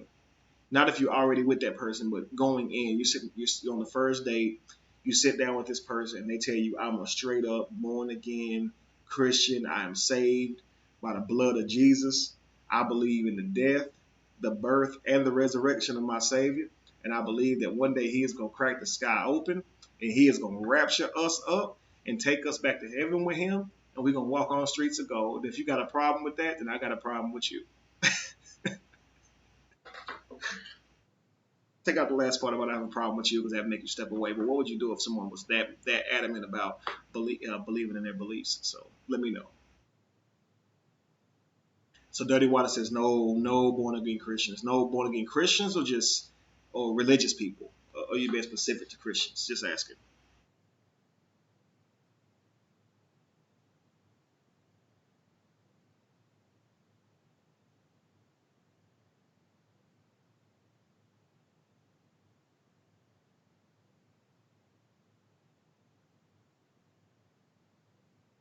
Right, David? Some may think that. They won't worry too much about what the person thinks as long as you treat me right, as long as the sex is good, things like that. Christian dating is the worst. Okay. That's fine. Is she cute though? That's irrelevant. I like that you said that though. Lorenzo! I asked your butt to be on here. I ain't going deep into it just as a topic. But give us some insight, man, if you could type it in or whatever. I hear you, Janet.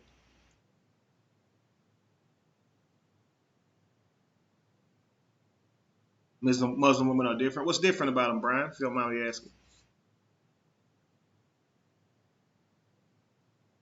Tim, you said prove it. Well, you're probably not gonna get any more dates out of that person. Because out of everything I said, none of that could be proven.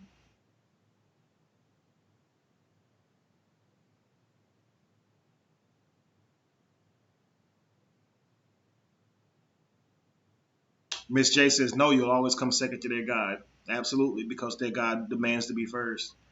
That's so true.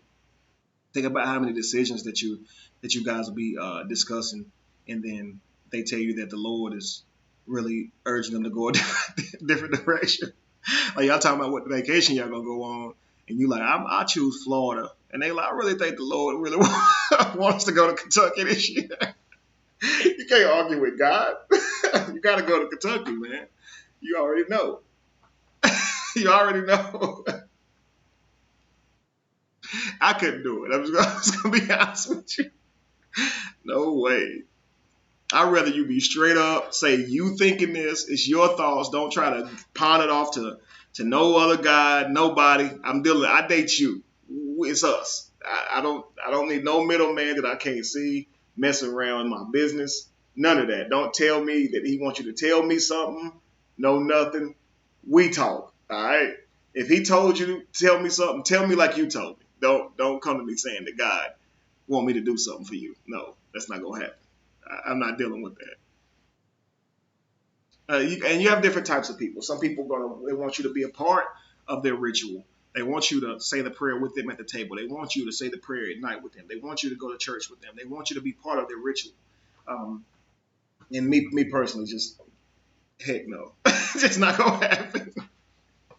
All right, so, and if you're already with that person, I can understand. But you meeting someone, it's the first day, and they tell you, hey man, I'm straight up Christian. I heavily like, nah, I wouldn't think it'd be wise moving forward. And then someone says, how cute is she? So we're definitely gonna talk about that.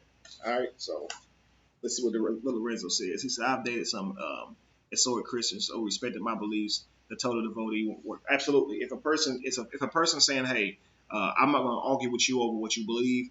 I prefer you don't argue with me. We can have a healthy conversation. That's fine. But man, I'm not gonna be sitting here trying to get you to go to church with me and be putting anointing all on you while you sleep. And I'm gonna ask you, please don't be trying to make me come to the freaking commit center for aspiring hotels with you.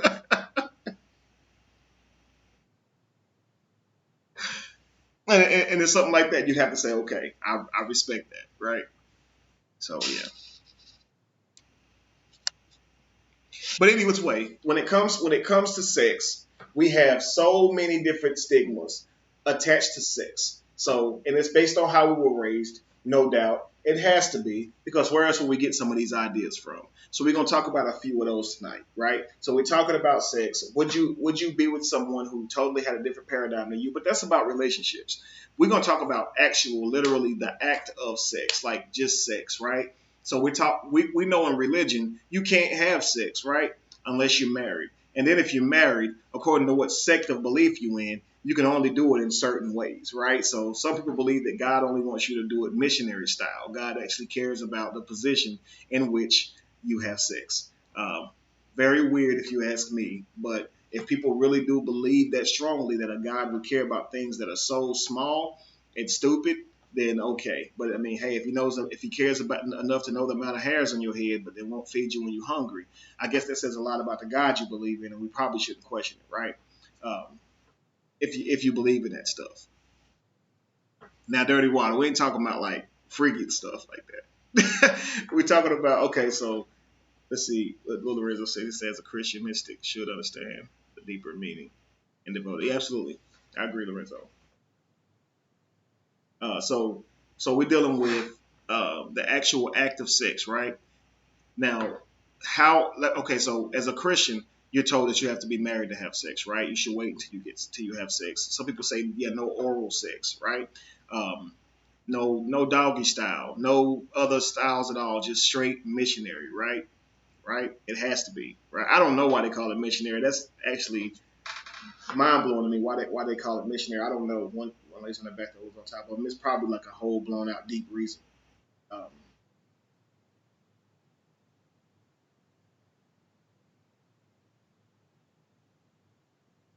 So like, for instance, like now, we're not just talking about J. Fry stupid. So we're not just talking about just different sexual positions. I want everybody like just calm down for a second.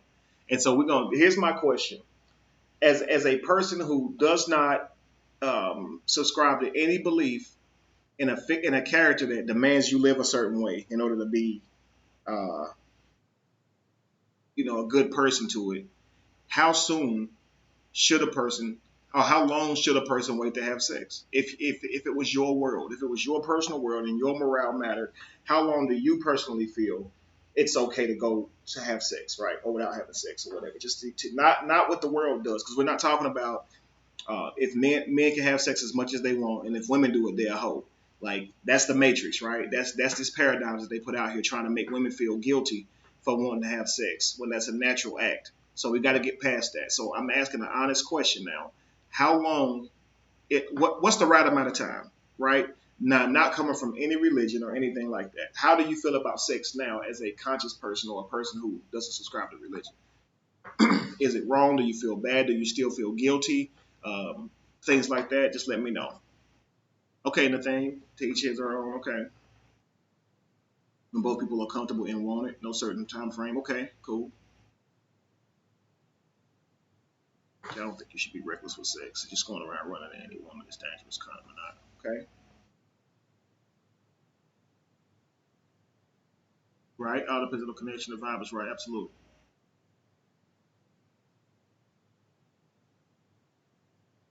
I do not shoot play. Until they're ready to. Okay. I thought y'all would give me an actual. True. Two people dating each other.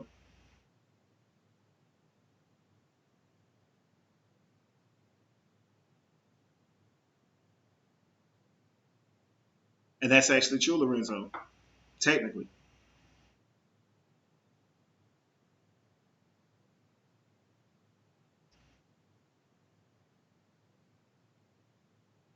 Guys, listen, I'm just reading your comments or whatever about 5 dates. Okay, here we go. About 5 dates you have to make sure the person is compatible with you. If you don't truly know them, you're just sleeping with an image you've made of them, not the actual them. Okay, 5 dates. Okay. Now, dirty water. Let's talk about that for a second.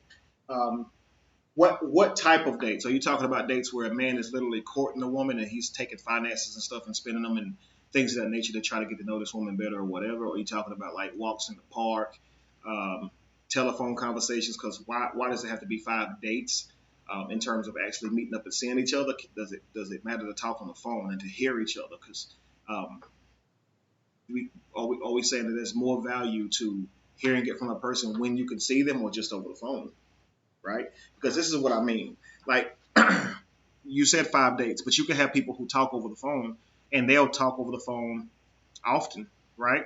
They'll talk over the phone very often, and but they still believe that that first date is a first date, and and if they feel that they're guilty if something happens on the first date or whatever, they're still going to feel that way. And it doesn't matter how much information or how much communication you've had with them. They really look at it like an outing is what counts. Conversations typically don't, especially when you're looking at it like that. Candy asked me, what do I think?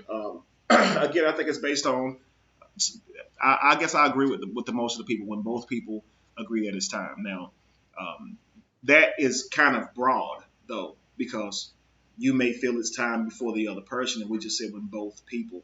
So that's going to be a little bit different. So you may have someone who waited 3 months to have sex with this person, but had sex with this person in a lot shorter time because they both were ready. So that's just saying be fair and respect another person's space. But I'm meaning more on the morale. When is it too soon? Because we know we have been taught that there is a too soon, right? We know we have been taught that. So this is what I'm asking you. Morally, is there any judgment to be passed from a conscious community to someone who has sex too soon or too late? Would there be any judgment? Because we know religion comes with its own set of laws that you have to adhere to in the matrix we live in. So this is what I'm asking you guys. We look at it. We look at like chakras and stuff like that. And you look at like the root chakra as it applies to sex, and then you look at the flip side of that as it applies to guilt. And you think of how guilt and sex, they really go hand in hand unless somebody really is truly free with themselves. And in most parts, the world ain't gonna let you be that way. They'll judge you for your sexual choices, right? So we're talking about just in the concept of how soon sex should be had. Is there any moral code to that now? So that's my main question. I understand we're talking about respecting each other. It should be when both people are ready. But I'm asking, are we judging people now? That's my question. 5 eye-to-eye dates, even long-distance relationships. Use Skype or FaceTime, so it's important to connect through eye contact. You can learn so much from a person by looking at them. Okay, absolutely. We actually only use about 7%. Let me say that a different way. Talking is only 7% of the way we communicate. So yeah, body language definitely speaks a lot. So Dirty Water said that can actually be via Skype. So it doesn't actually have to be both of y'all getting up, dressing up, and spending money and going out on an outing. As long as you've had eye-to-eye contact. I get that. Okay, that makes sense.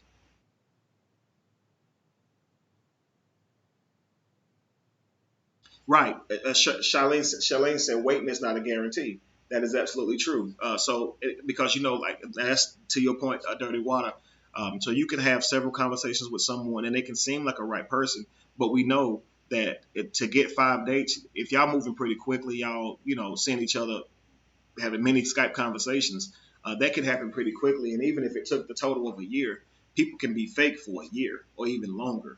So like to wait and have sex or to have sex really soon, either way is not going to dictate an outcome. Now, if you're saying, well, I don't think people should be just out here randomly having sex with people with no protection and you don't know them, that's a different story. But we're talking about in terms, a lot of people, they have these type of ideas that if they do something this way, then the relationship will last longer because of the way they did it the last time. The relationship went a certain way, and so we it's really common for us to think that it's something that we did that was wrong.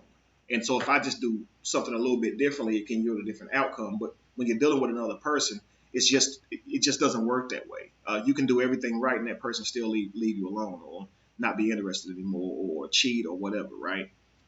So see, as long as the two people are legal age and healthy mental capacity, that's my agreement, Candy. As long as these people are consensual and they want to be with each other, I got no judgment for them. Like if it's the first night, the second night, the negative first night, I don't care. If these people are consensual, they understand. They understand what they want from each other. It's clear what it is. I don't have a problem with it. I'm nobody's judge. Again, when you've been in religion tells you can't have sex. So it is really difficult for, especially a person like myself who's been in church really my whole life, to think about sex as freely as a lot of you guys or some other people who didn't have church in their background, the way they think about sex. So I guess 2 years ain't enough time for me to really truly see sex the way a person who hasn't been held down with beliefs would see sex. But I do know logically that there's no reason that you can judge someone for how soon they have sex, as the time frame that a person waits to have sex isn't going to make any difference as to the outcome of those people's relationship or anything for that matter. So just wanted to put that out there. I just logically it doesn't do anything. So see, one of my longest relationships came after a first nighter. See, there you go. And you have some people who waited a year and it ended very quickly. And you have people who had sex the first night and it ended very quickly. You have people who waited a year and it lasted. So it's not really about how long you wait. It's more about the two people. Are they willing to talk whenever they get upset with each other? Are they willing to communicate or just yell, scream, and fight? Right? When two people separate when they can't deal with each other no more. You know what I mean? So are you willing to actually deal with this person and talk to this person to try to figure out the mental connections that they have and why they come into the conclusions that they have? Because sometimes all the time, that's what you need to do. Just talk it out or whatever. Go from there. But I ain't talking about relationships. I'm just talking about sex. So when it comes to sex, do you believe that two people must be in a relationship to have sex, or is it okay to have sex with someone that you're not in a relationship with, nor want anything moving forward with that person? So a lot of people, they will try to, even if they just want sex, okay, what they'll do is they will try to actually get you to, I guess, look at it in a lighter way, right? So it's like if you in a, dang, I lost my train of thought, forgive me. But if you're talking about someone who's in a relationship and having sex, then you're going to say, okay, well, we're in a relationship, so it's okay to have sex, right? So we moved away from you got to be married by God and all that kind of stuff. But you're still saying, okay, if we're not together, I'm not having sex with you. Now that could be a personal preference, but how do you feel about other people doing it? Right? Do you believe that people can have sex if they do not want a relationship with each other at all, and not be judged or be looked down on it? Because sex is fun, it's enjoyable, it's pleasurable, and the two people want to have sex because they appeal to each other and want to have sex. Would that be bad? Let me know.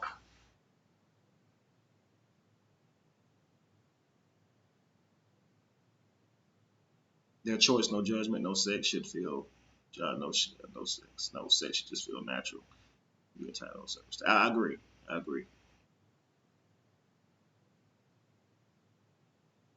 I'm with you, Jay Fry. Can't just anybody get it. No way.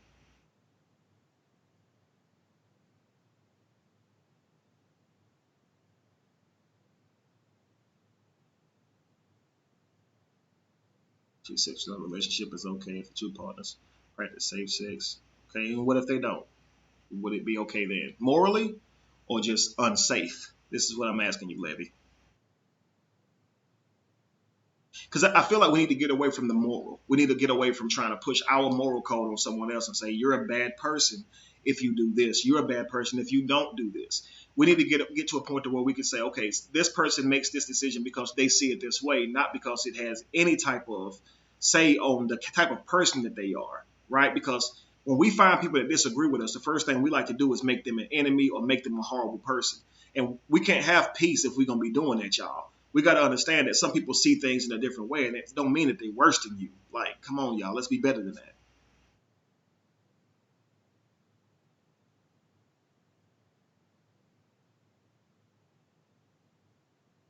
see here. Okay, I see what you said, Candy. As long as they're single, okay, and I get that. As long as they're not lying to someone else, telling them we are in an exclusive relationship, and then going around and lying, and that would be morale, and I get that. Definitely, I am saying we shouldn't be dishonest with each other. We should be honest with each other, right? Say up front what it is that you want and whatever, because we out here, you out here hurting people, and a lot of times if we're not putting so much, on that, in terms of like, on the idea of sex, because we put so much expectation behind it that sex can turn into something that's hurtful. And so this is why you can have all this skepticism and distrust when that pops up before sex, because it's like, wait a second, what you gonna do to me after? You gonna hurt me? You gonna use me? You gonna manipulate me? Like, because we've seen this so much in our matrix and paradigm that we're forced to question people like that. We're forced to expect people to show us more before we do the act of sex because of what's always been associated with that. We weren't taught to see sex as something that's freeing, something that people can freely do. We was taught that there must be some type of contract between the two of y'all before y'all have sex. You in a relationship with this boy, you don't love this boy. Even as a child, that's what our parents was telling us. Meanwhile, dogs walking up to each other, smelling each other butt and just having sex. What I mean? We out here building a whole different scenario around sex, so a whole relationship around sex. So we learned sex wrong, to be honest with you. See here.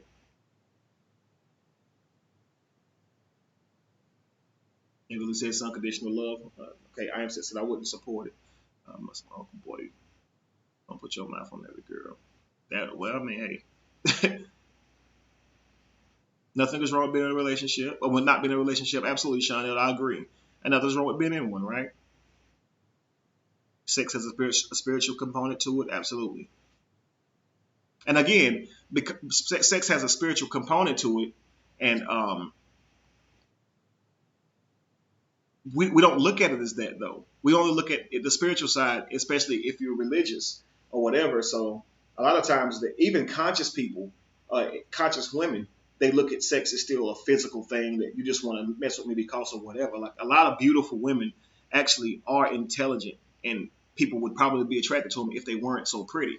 But because they're so pretty, now they have this wall up that you only want me because I'm pretty. So it actually, like, it ain't being pretty. I guess it ain't all it's cracked up to be, because so many women who people would find attractive have a wall up, thinking that you only want me because of how I look and nothing more, when that may not be the case, right? So let's see here. If I think a person wants sex from a stranger, there's something going on where they want a temporary pleasure connected with someone without keeping the connection. No, and that's not that's okay too. Some people just enjoy the act of sex and they don't want a permanent connection. Dirty water, and then some people do. You know what I mean? So it's one of those things where people. So that's why you have to be upfront and find out what that person's looking for, or whatever. If you're just looking to have fun or just looking to get to know someone, all this kind of stuff. Like, get that stuff out there so you can try to see what's going on and see what's in that person's mind, because they may have a whole different string of expectations that you don't know about. So it's better that y'all get it out there. You see what I'm saying?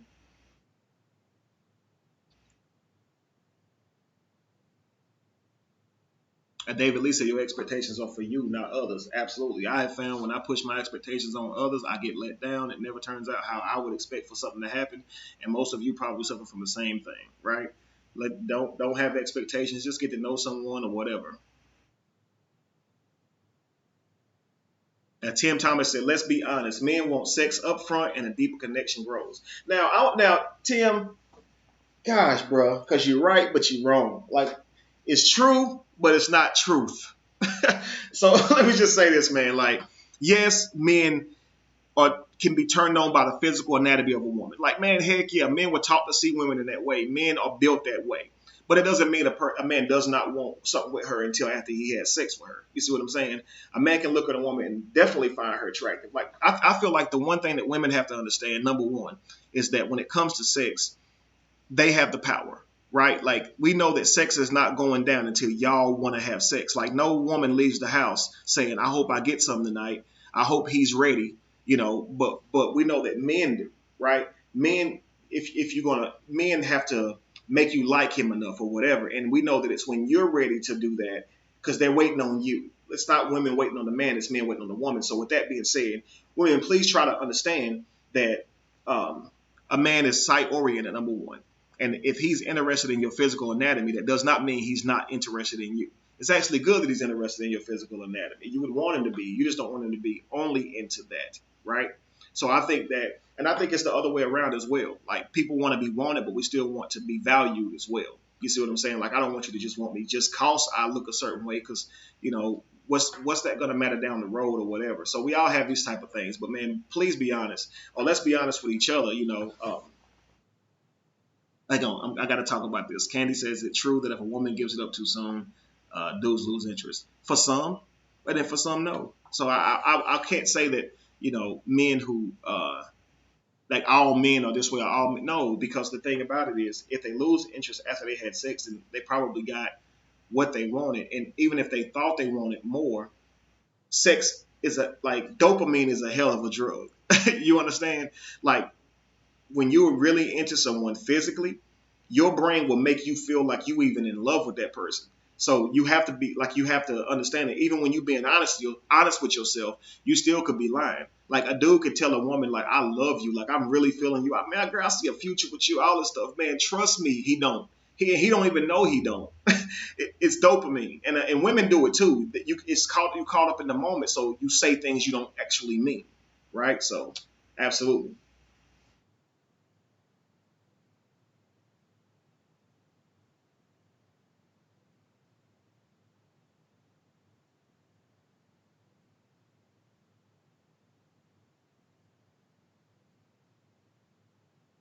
I mean, and listen, man, we were taught to see women that way. Again, a lot of women do the same thing. So let's be honest, okay? So women, I mean, come on, we all got Facebooks and social medias, right? Like, anytime you look at a guy's picture who women find attractive, they don't hesitate to tell that man that. And if you look in the comments, a lot of women say more vulgar stuff than men say on women's comments. So women are visual as well, right? But it's socially acceptable for women to be visual. So a woman can walk up to you and be like, I want you for your body. Or they'll see a picture of some guy and they can talk about him all they want, or whatever. They can see his imprint through his pants and talk about whatever they want and not be seen as bad. But if a guy talks about how a girl's butt looks in clothes or her breast looks in clothes, then he's a perv. You know what I'm saying? But that's neither here nor there. That really just boils down to paradigm programming. What's socially acceptable for others may not be socially acceptable for some. And it's boiled down to genders, obviously. So we know that when it comes to, like, women, that you guys are very visual as well. I mean, again, you see some of these celebrity men or whatever who do videos or do model shoots and stuff like that. Y'all be saying all kind of crazy stuff to them or whatever. So we all can be attracted to what someone looks like. But I think that some people are just saying, I want something deeper. And that's fine. I'm just asking you about the people who say, hey, you may not want sex on the first night, but hey, I do. I mean, again, if a man comes at you and says you're beautiful, because I'm only saying this because I saw this on someone's Facebook page the other day, one of my friends in my Facebook page, but she was saying that she doesn't even see compliments coming from men the same as she sees them coming from women, that she more so prefers the compliment of a woman, forgive me. So for me, I just asked why, just for the sake of just challenge my I want to challenge my curiosity, intellectually. Why is it that you would prefer a compliment from a woman rather than a man? Because me personally, I would prefer the compliment coming from a woman than a man. So as a heterosexual male, but why would you prefer that than a woman? And then she says that, men have hidden agendas. And I said, well, that's not fair because women can have hidden agendas. And I feel like we shouldn't make what we prefer be another gender's fault. Like, if you prefer being complimented by women, don't make that dude's fault, right? Now, I had another woman said that, well, I prefer to be complimented by women because I actually take it as a compliment, not a gesture of, let me say this to her and see if she bites so I can say something else. That makes more sense. That to me made sense because it's more like, okay, you're saying the probability is higher for a guy to actually have, a motive versus literally genuinely just thinking you're pretty, where a female may not have a motive at all, right? But we know in the world that we live in, she very well may, right? But we know the probability is higher for a man. But I think that maybe women feel comfortable with women and them compliment each other because man, they grow up around that. Like women compliment each other. Like in the female locker room, like women compliment each other. Dudes don't be walking around doing that. Like that's just not something that dudes do. So dudes are not going to be comfortable with hearing compliments from another man, especially like to his face or whatever. As will we be very very comfortable when with a woman complimenting us, right? So I think that a lot of times we think that well our preferences are because someone has did something wrong, and I think that men and women go at it too much. Like in this matrix, it's like, well, I'm this way because men are this way, or I'm this way because women are this way. But like, are you sure about that? Are you not sure that? Are you sure that it's not because of how you were raised, the way you see the world?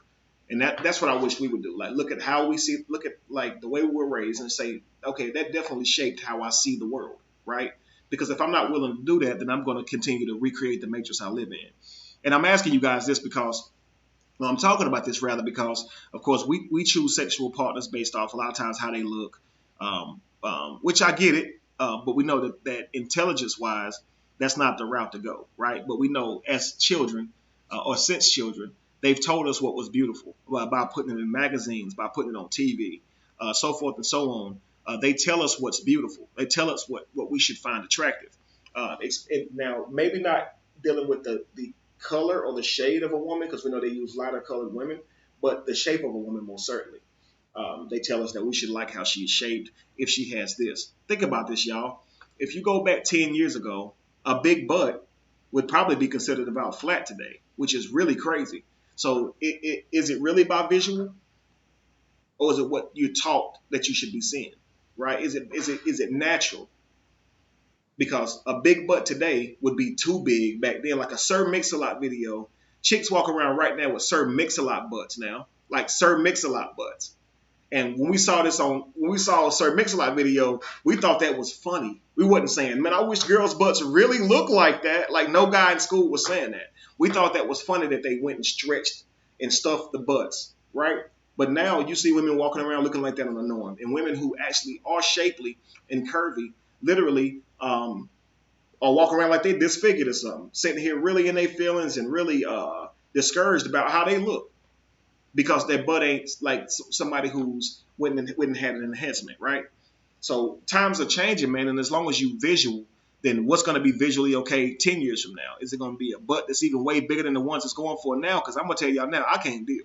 I don't like some of these big old butts I'm seeing now. Like, that's not my style. I'm not into that. Like the big old outrageous, like just that's not something I'm into. I like a natural body, let everything look like it. not, you know.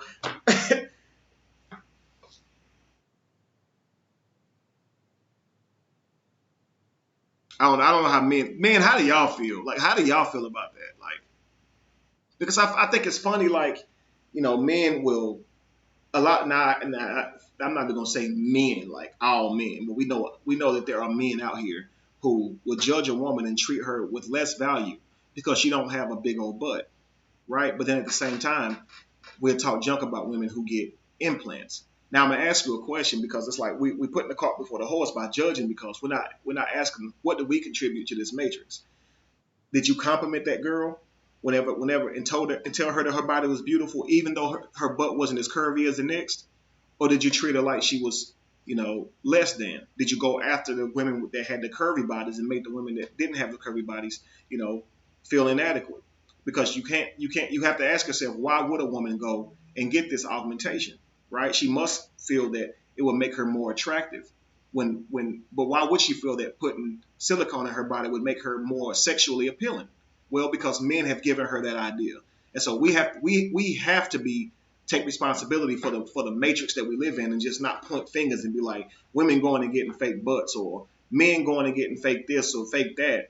When you have to ask yourself, what's making the woman do that? She's paying good money on something that could go into something else to benefit her and her family, probably down in the future.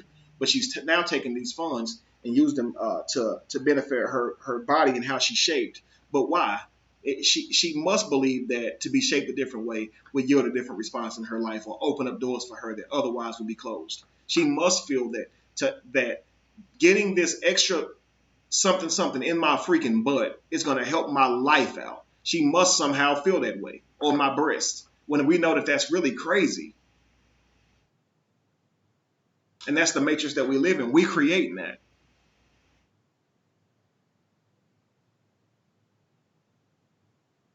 But Brick says, nah, keep it natural. Okay. Men stop liking big butts, would y'all stop wanting them? Am I lying? I think so. I think if the focus wasn't on like some big old outrageous butt or whatever, or you didn't have no, like you didn't have as much value because you didn't have a certain shape, I think that would change our paradigm in this matrix a lot. If women weren't forced to have to look a certain way, or whatever, to be considered sexy or whatever. Yeah, I 100% believe that the world we see would be a lot different. You know.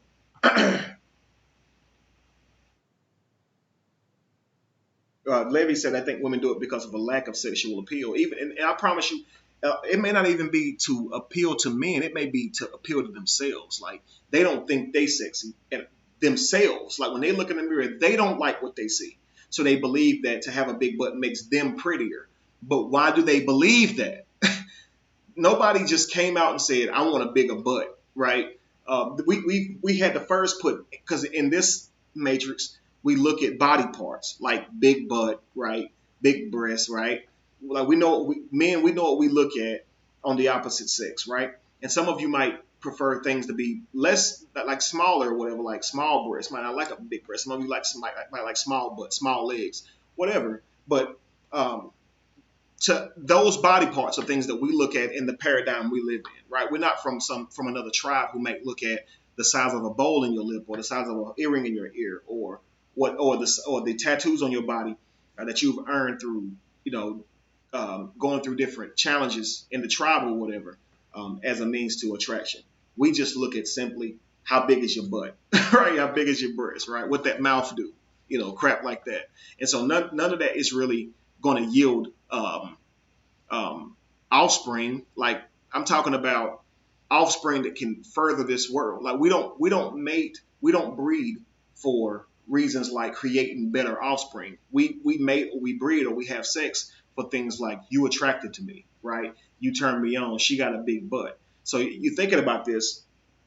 If we were more enlightened and thought on a higher level when it comes to sex, we would probably yield smarter offspring, more capable offspring.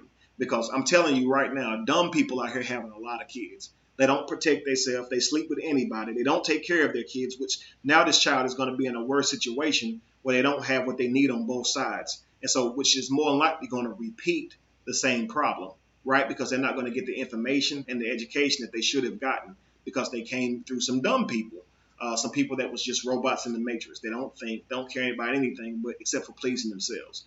And so that's why I feel like we got to step up and start looking at the way we've been taught to see each other in terms of sexually and stuff, just a little bit different, or at least be willing to look at that. And I'm not saying, for homework, go home or walk up and introduce yourself to somebody that you completely find unattractive. That's not what I'm saying at all. I'm just saying, don't make it all about, how big her butt is or something stupid like that or whatever. Let's be more about, and now, of course, unless you're looking for a good time and, that's what turns you on, hey, whatever floats your boat. Again, there's no judging here.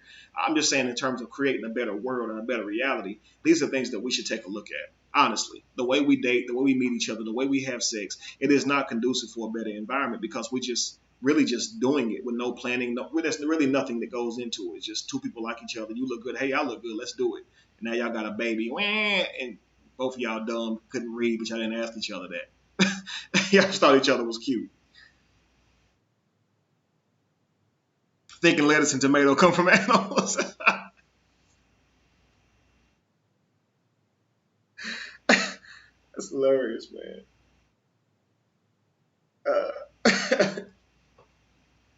Now, I would have normally looked over this. I believe that's a joke, but Key himself said, I like trans women. Am I gay? Yes.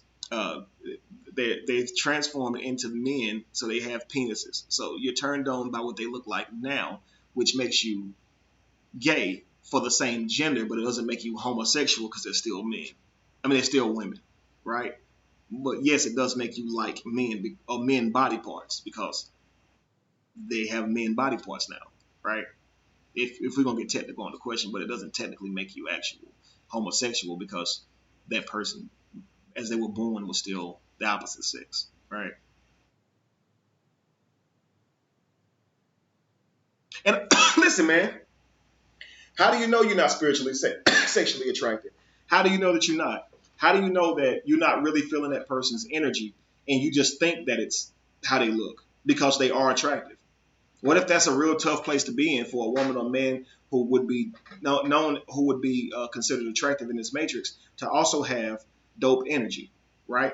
And that energy alone draws people in, and you think that it's just about how you look, but it's more. What about that? So that's why I feel like we need to definitely take time to I guess just assess the situation, man. Not going to anything just already with the paradigm that we already had. We was gonna talk about money. I'm gonna put that off to the next time. But we all know money is a tool. We know that the way we've been taught to see money, use money, and everything in this matrix is just all wrong, right?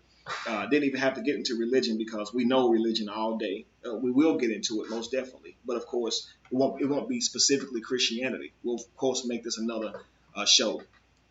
I kind of like this carrying topics over into the next week. It gives us time to think about it and come back with new ideas, fresher ideas, things like that.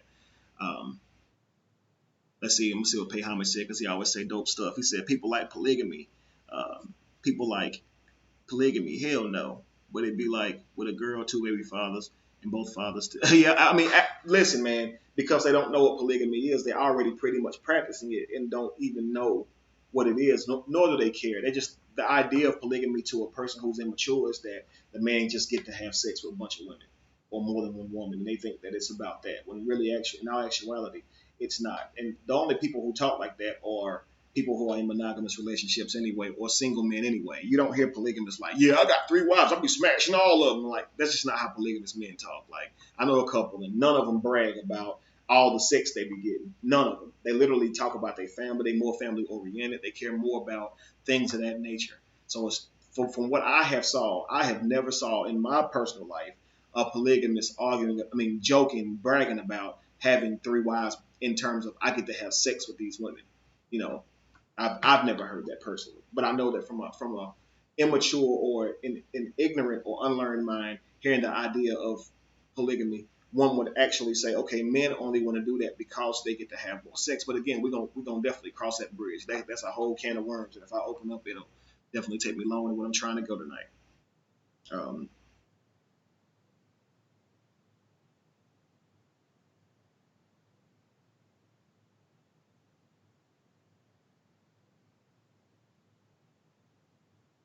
Y'all just on a crazy topic right now, and I don't know how we got there. Thanks a lot, Key himself, for throwing this wrench into the machine because it worked. Now we all somehow trying to debate on if he would be gay or not by dating a transgender female, but that's now a male. Y'all funny, man. But it's just amazing how fast we slip in and out of consciousness and can be distracted. I find it funny. I'm not bothered by it, just so you know, Key. I look at people like brains, and we are very easily distracted. So that's just a testament to it, is all. Let's see what Kevin said. Power is the ability to define reality and have the others to believe it, and also to continue to produce that reality, Kevin. So they show you what reality is, and we actually go out and create this reality. We don't get any information in terms of in school how to create businesses, how to invest in the stock market, anything like that. And so in turn, we go out and we do what we know to do, work. Even if we go to college, we go to work. We trying to get a job for someone, a good job, but not to create our own. We're consumers again. $42 billion the black church has taken up, and we haven't seen them turn anything into Black Wall Streets or anything like that.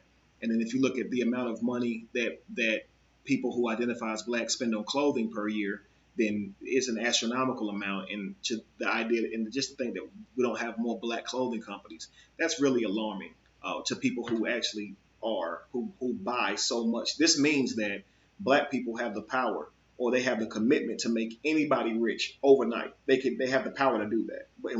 And what we choose to do is we choose to reward companies who don't deserve our business with our business. And we don't care what they're going to do with the funding, when we should actually look into who we want to spend our money with. but we care about what's cool to us, what looks good. And this is not black people in general. This is white people too. This is every race. Like every race of people be out here buying Jordans and all that kind of stuff and buying stupid stuff. It is not just black people. So you have to understand that, number one. We see white kids walking around with Jordans on and got more pair of Jordans than black people. So in Timberlands and everything. So I would never say it's a cultural thing, but I will say, as people who want to move forward and have a better life, we most definitely got to look at our lives and what we doing to make our lives worse, just by contributing to the matrix that we live in, man. Following the rules that we were given, not realizing that we programmed. Like, we need to wake up. You understand what I'm saying? We all need to actually really wake up and just take a look at how we do things, man. Yes, sir. Yes, and just so you guys know, we are about to wrap it up. So I'm gonna pick. Let's see here. I'm gonna look over my what's the name for my post I put up about going live tonight. Just see. So I talked about religion, a little bit about religion. We talked about sex, diet. So we went through sex and diet tonight. So next time we're gonna be talking about, again, on the money side, religion and the education, and then we're gonna talk about relationships as well. So we will be talking about polygamy. We will be talking about, monogamy. And which one do you feel is better? Why? Things of that nature. So just the different styles of relationships that we have today. Why do you lean more to one than the other? And again, the negative. What is the negative that you see to it? How can it help the community? How can it hurt the community? All right. How is what we're doing right now hurting the community? So what I want everyone to do on here, if you're listening right now, when we come back to this live, I want you guys to be able to tell me. Thank you very much, Sun God. I want you guys to be able to tell me some of the worst things that you think that we do just by simply living in this matrix that are counterproductive to the world we want to see every day, even though we don't think anything of it. Like, what's something that we do every day that is literally hurting us, but we don't think anything about it? All right, no wrong answers. I just want you to bring your opinion and how you see it. That's our homework. So we go live next week, or we go live again, because of course, guys, I'm about to have this surgery. I don't know when my next live will be, to be honest with you. So I know I probably won't be live next Sunday. I know I'll be down for 6 weeks. So whenever I can get back up, I definitely will. But that's going to be one of the first things I ask you guys. I want you to tell me that. What is something that we do every single day that is making our world a worse place, right? In terms of how we want to see the world in front of us. But we do it every single day without even thinking about it. You may say something that nobody's thought about, and literally it could be something that could be life-changing.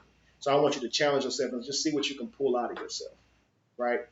Look at the world we live in and look at what we produce and what we contribute to this world, and how much of it can we blame other people for, because we literally go out and create this world every day, right? Y'all, Wednesday, this surgery is 8 hours long, man. 8 hours long. I don't want to do this crap. Oh, man. So I'm nervous, man. I got to go in here, let these people, man, work on me and crap. I really don't want that. I really would prefer not to do that, but I know I have to do what I got to do. And as the days get closer, I just get more nervous. The last few days, I've been so depressed out of my mind, y'all. I ain't even gonna lie. Like, sometimes I'm just sitting there and I'm like, do I get up and walk around? What do I do? Like, you know what I mean? I don't know. I know, Candy Girl. It's just the idea that somebody gonna be operating on me for 8 hours. It's like, I'd rather just, I don't know, man. It's just, I'm nervous, man. So very, very nervous. Very, very, like I said, depressed. Like, why me, right? Why I have to go through this? I really hate that, man. So I don't really show it because, I don't like to use the words I'm strong, but I don't think there's a reason to show a lot of emotion and stuff, because I don't really think that people care. You know what I mean? So there's no need for me to get all emotional, but just know, man, brother, nervous as crap, man. Like, woo. So, but I'm honest, so I'll be honest with y'all about how I feel. I love you guys. Thank you guys for checking out this podcast this week. And whenever I'm healthy enough and feeling better, we'll be going back at it. And guys, please keep in mind, man, I'm going to be down for 6 weeks. I got 3 children to take care of. Man, donate a brother something, man. Show your love, man. That's all I ask. Y'all got my PayPal and all that kind of stuff, man. I know y'all got your own stuff to worry about. I really do understand that. But, man, if I cross y'all mind, man, don't be scared to throw a brother a couple dollars, man. I really do need it. I shouldn't even be having the surgery right now, to be honest, based on my financial position, but I just can't wait. I got to get this done for health reasons, because I'm not about to allow, something to happen to me and then my kids lose me over the matrix, over some paper. You feel me? Yes, I do have Cash App. The link should be in the description as well. So, man, guys, please show some love. And I promise you, man, when I'm straight, I'll take care of y'all. All that good stuff. I'm here. We out here. That's what Tony Baker always say, man. We out here. I'm out here, man. Y'all know where I am. Y'all got the links. You know, show your love. Don't just tell me, man. I know y'all sending me your thoughts and stuff like that. But a brother really need to survive while I'm down. Bro. My kids really need my help, so they really need me. So just keep that in mind, y'all. I saw someone one time I shut off the live and they said, man, it sounds like you begging. Please understand something. I am a nonprofit. I must ask for funds. I cannot charge y'all. I have to ask for donations, right? All I can say is, hey, guys, if you feel it's valuable, if you see it's helping people and you want that same help, that same freedom from someone else, man, donate. That's all I can do. That's all I can say. So it's a nonprofit. Nonprofits ask for money. Y'all do understand that, right? Now, the moment I get up here and I open up a Bible and tell you that some God is going to pour out a blessing on you for you helping me, then call me out on that. All right. So that's it. Josh, is there anything you got to say before we get off, bro? No, sir. No, sir. Okay. Fantastic. Okay. So, Josh, seemed like they really like the shirt. It comes in black as well so far, guys. But as soon as we're ready, I will let y'all know. I will post it so this shirt is available.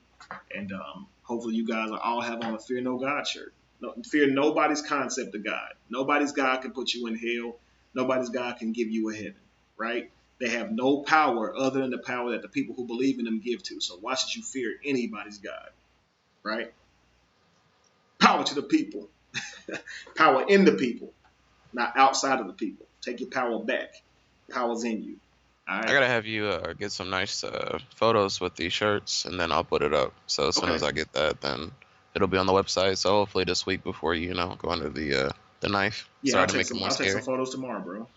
Okay. That'll be Wednesday. Wednesday will be the surgery, so tomorrow's the only day I have. Okay. But yeah. All right, that was pretty much it. Okay. Cool. No, I'm not. David Lee said, don't be ashamed of your mom. I ain't worried about it, man. I'm never worried about it. I don't care if somebody's clip out a video of me crying or feeling sad, because say what you want. We all human, and we all go through emotions. So I don't feel that way. I don't believe that I'm losing anything by being honest, or I just don't think that I've lost any power by being. I've never felt that way. Even in relationships, like, people feel like if you hurt them, you can't tell them you hurt them, because if you did, you lost power. I tell you hurt my feelings, but I also walk away from you like you never existed too. So it's one of those things where I'm not a person who's gonna sit here and lie and act like I ain't hurt or something. There's no need in doing that, you know. Because I don't think that's a sign of weakness. I think that communication is key. If you don't tell people how you feel, you really can't expect them to treat you better. You understand what I'm saying? He who accepts less than the best often gets it. You got to tell people how they made you feel. You got to tell people how you want to be treated. And if you're not willing to do that, then you're the weak one. That's all I'm saying. And that's it. I love everybody. Thank you guys for checking out the show again. And I'll see you guys next week. And in the meantime, peace.